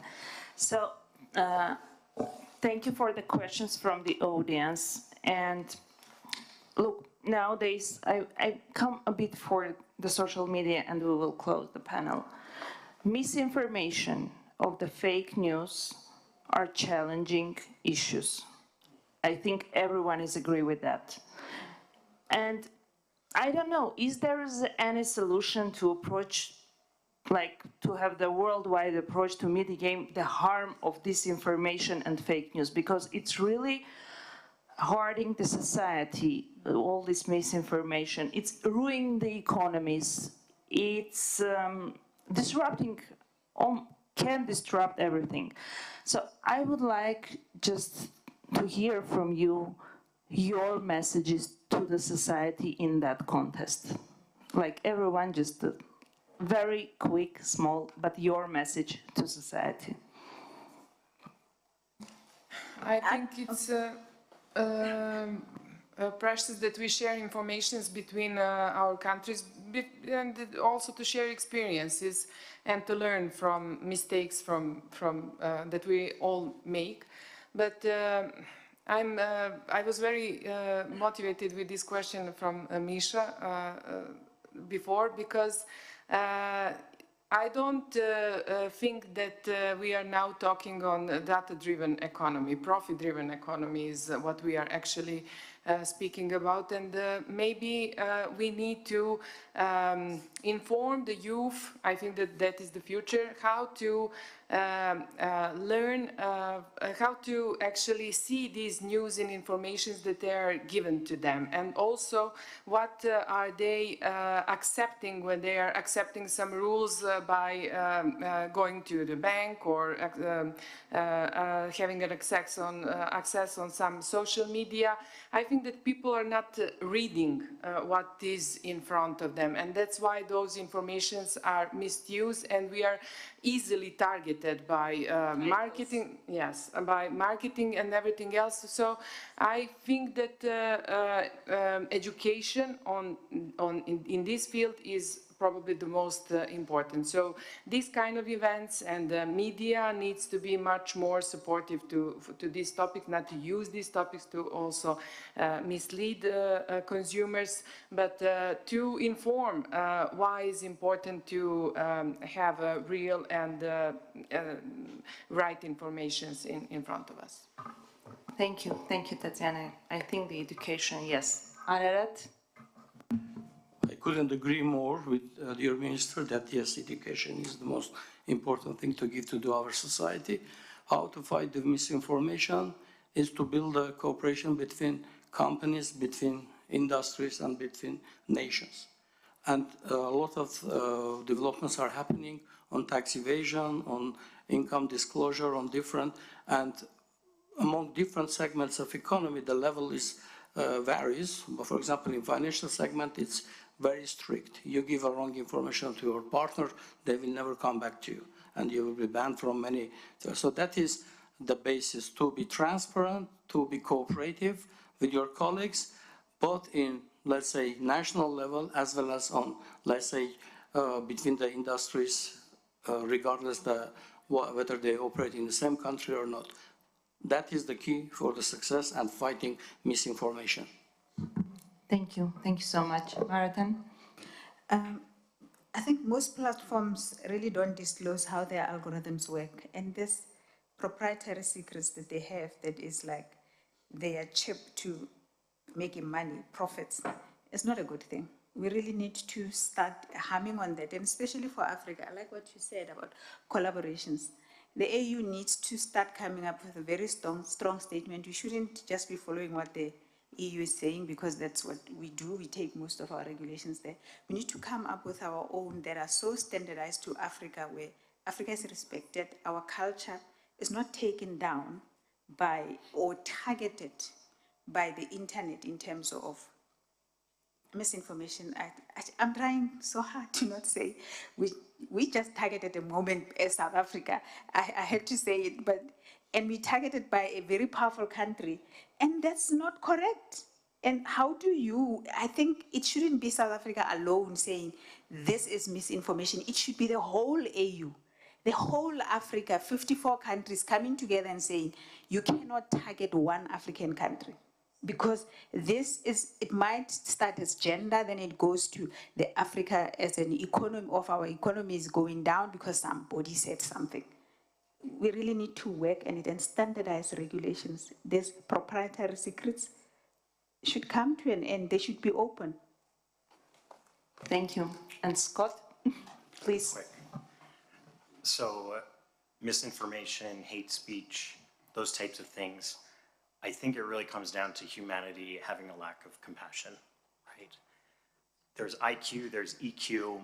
Now UNESCO has partnered with the Satyarthi Movement for Global Compassion to create the CQ, or the compassion quotient, to actually start measuring human compassion. So I would ask all of you, find out more, follow the Satyarthi Movement on global compassion, and as an example, if we could rate a statement by a powerful global leader on the level of truth as well as the level of compassion, I think people would look at that statement much differently. Thank you so much. It was a pleasure and honor to be with you on the stage. And thank you, the audience. I think we need a round of applause for our panelists. Thank you so much. So this is for these days, and thank you to the Ministry of Foreign Affairs to having us on this one platform and discussing the important topics which will bring the, let's say, impact on our generations. Thank you so much.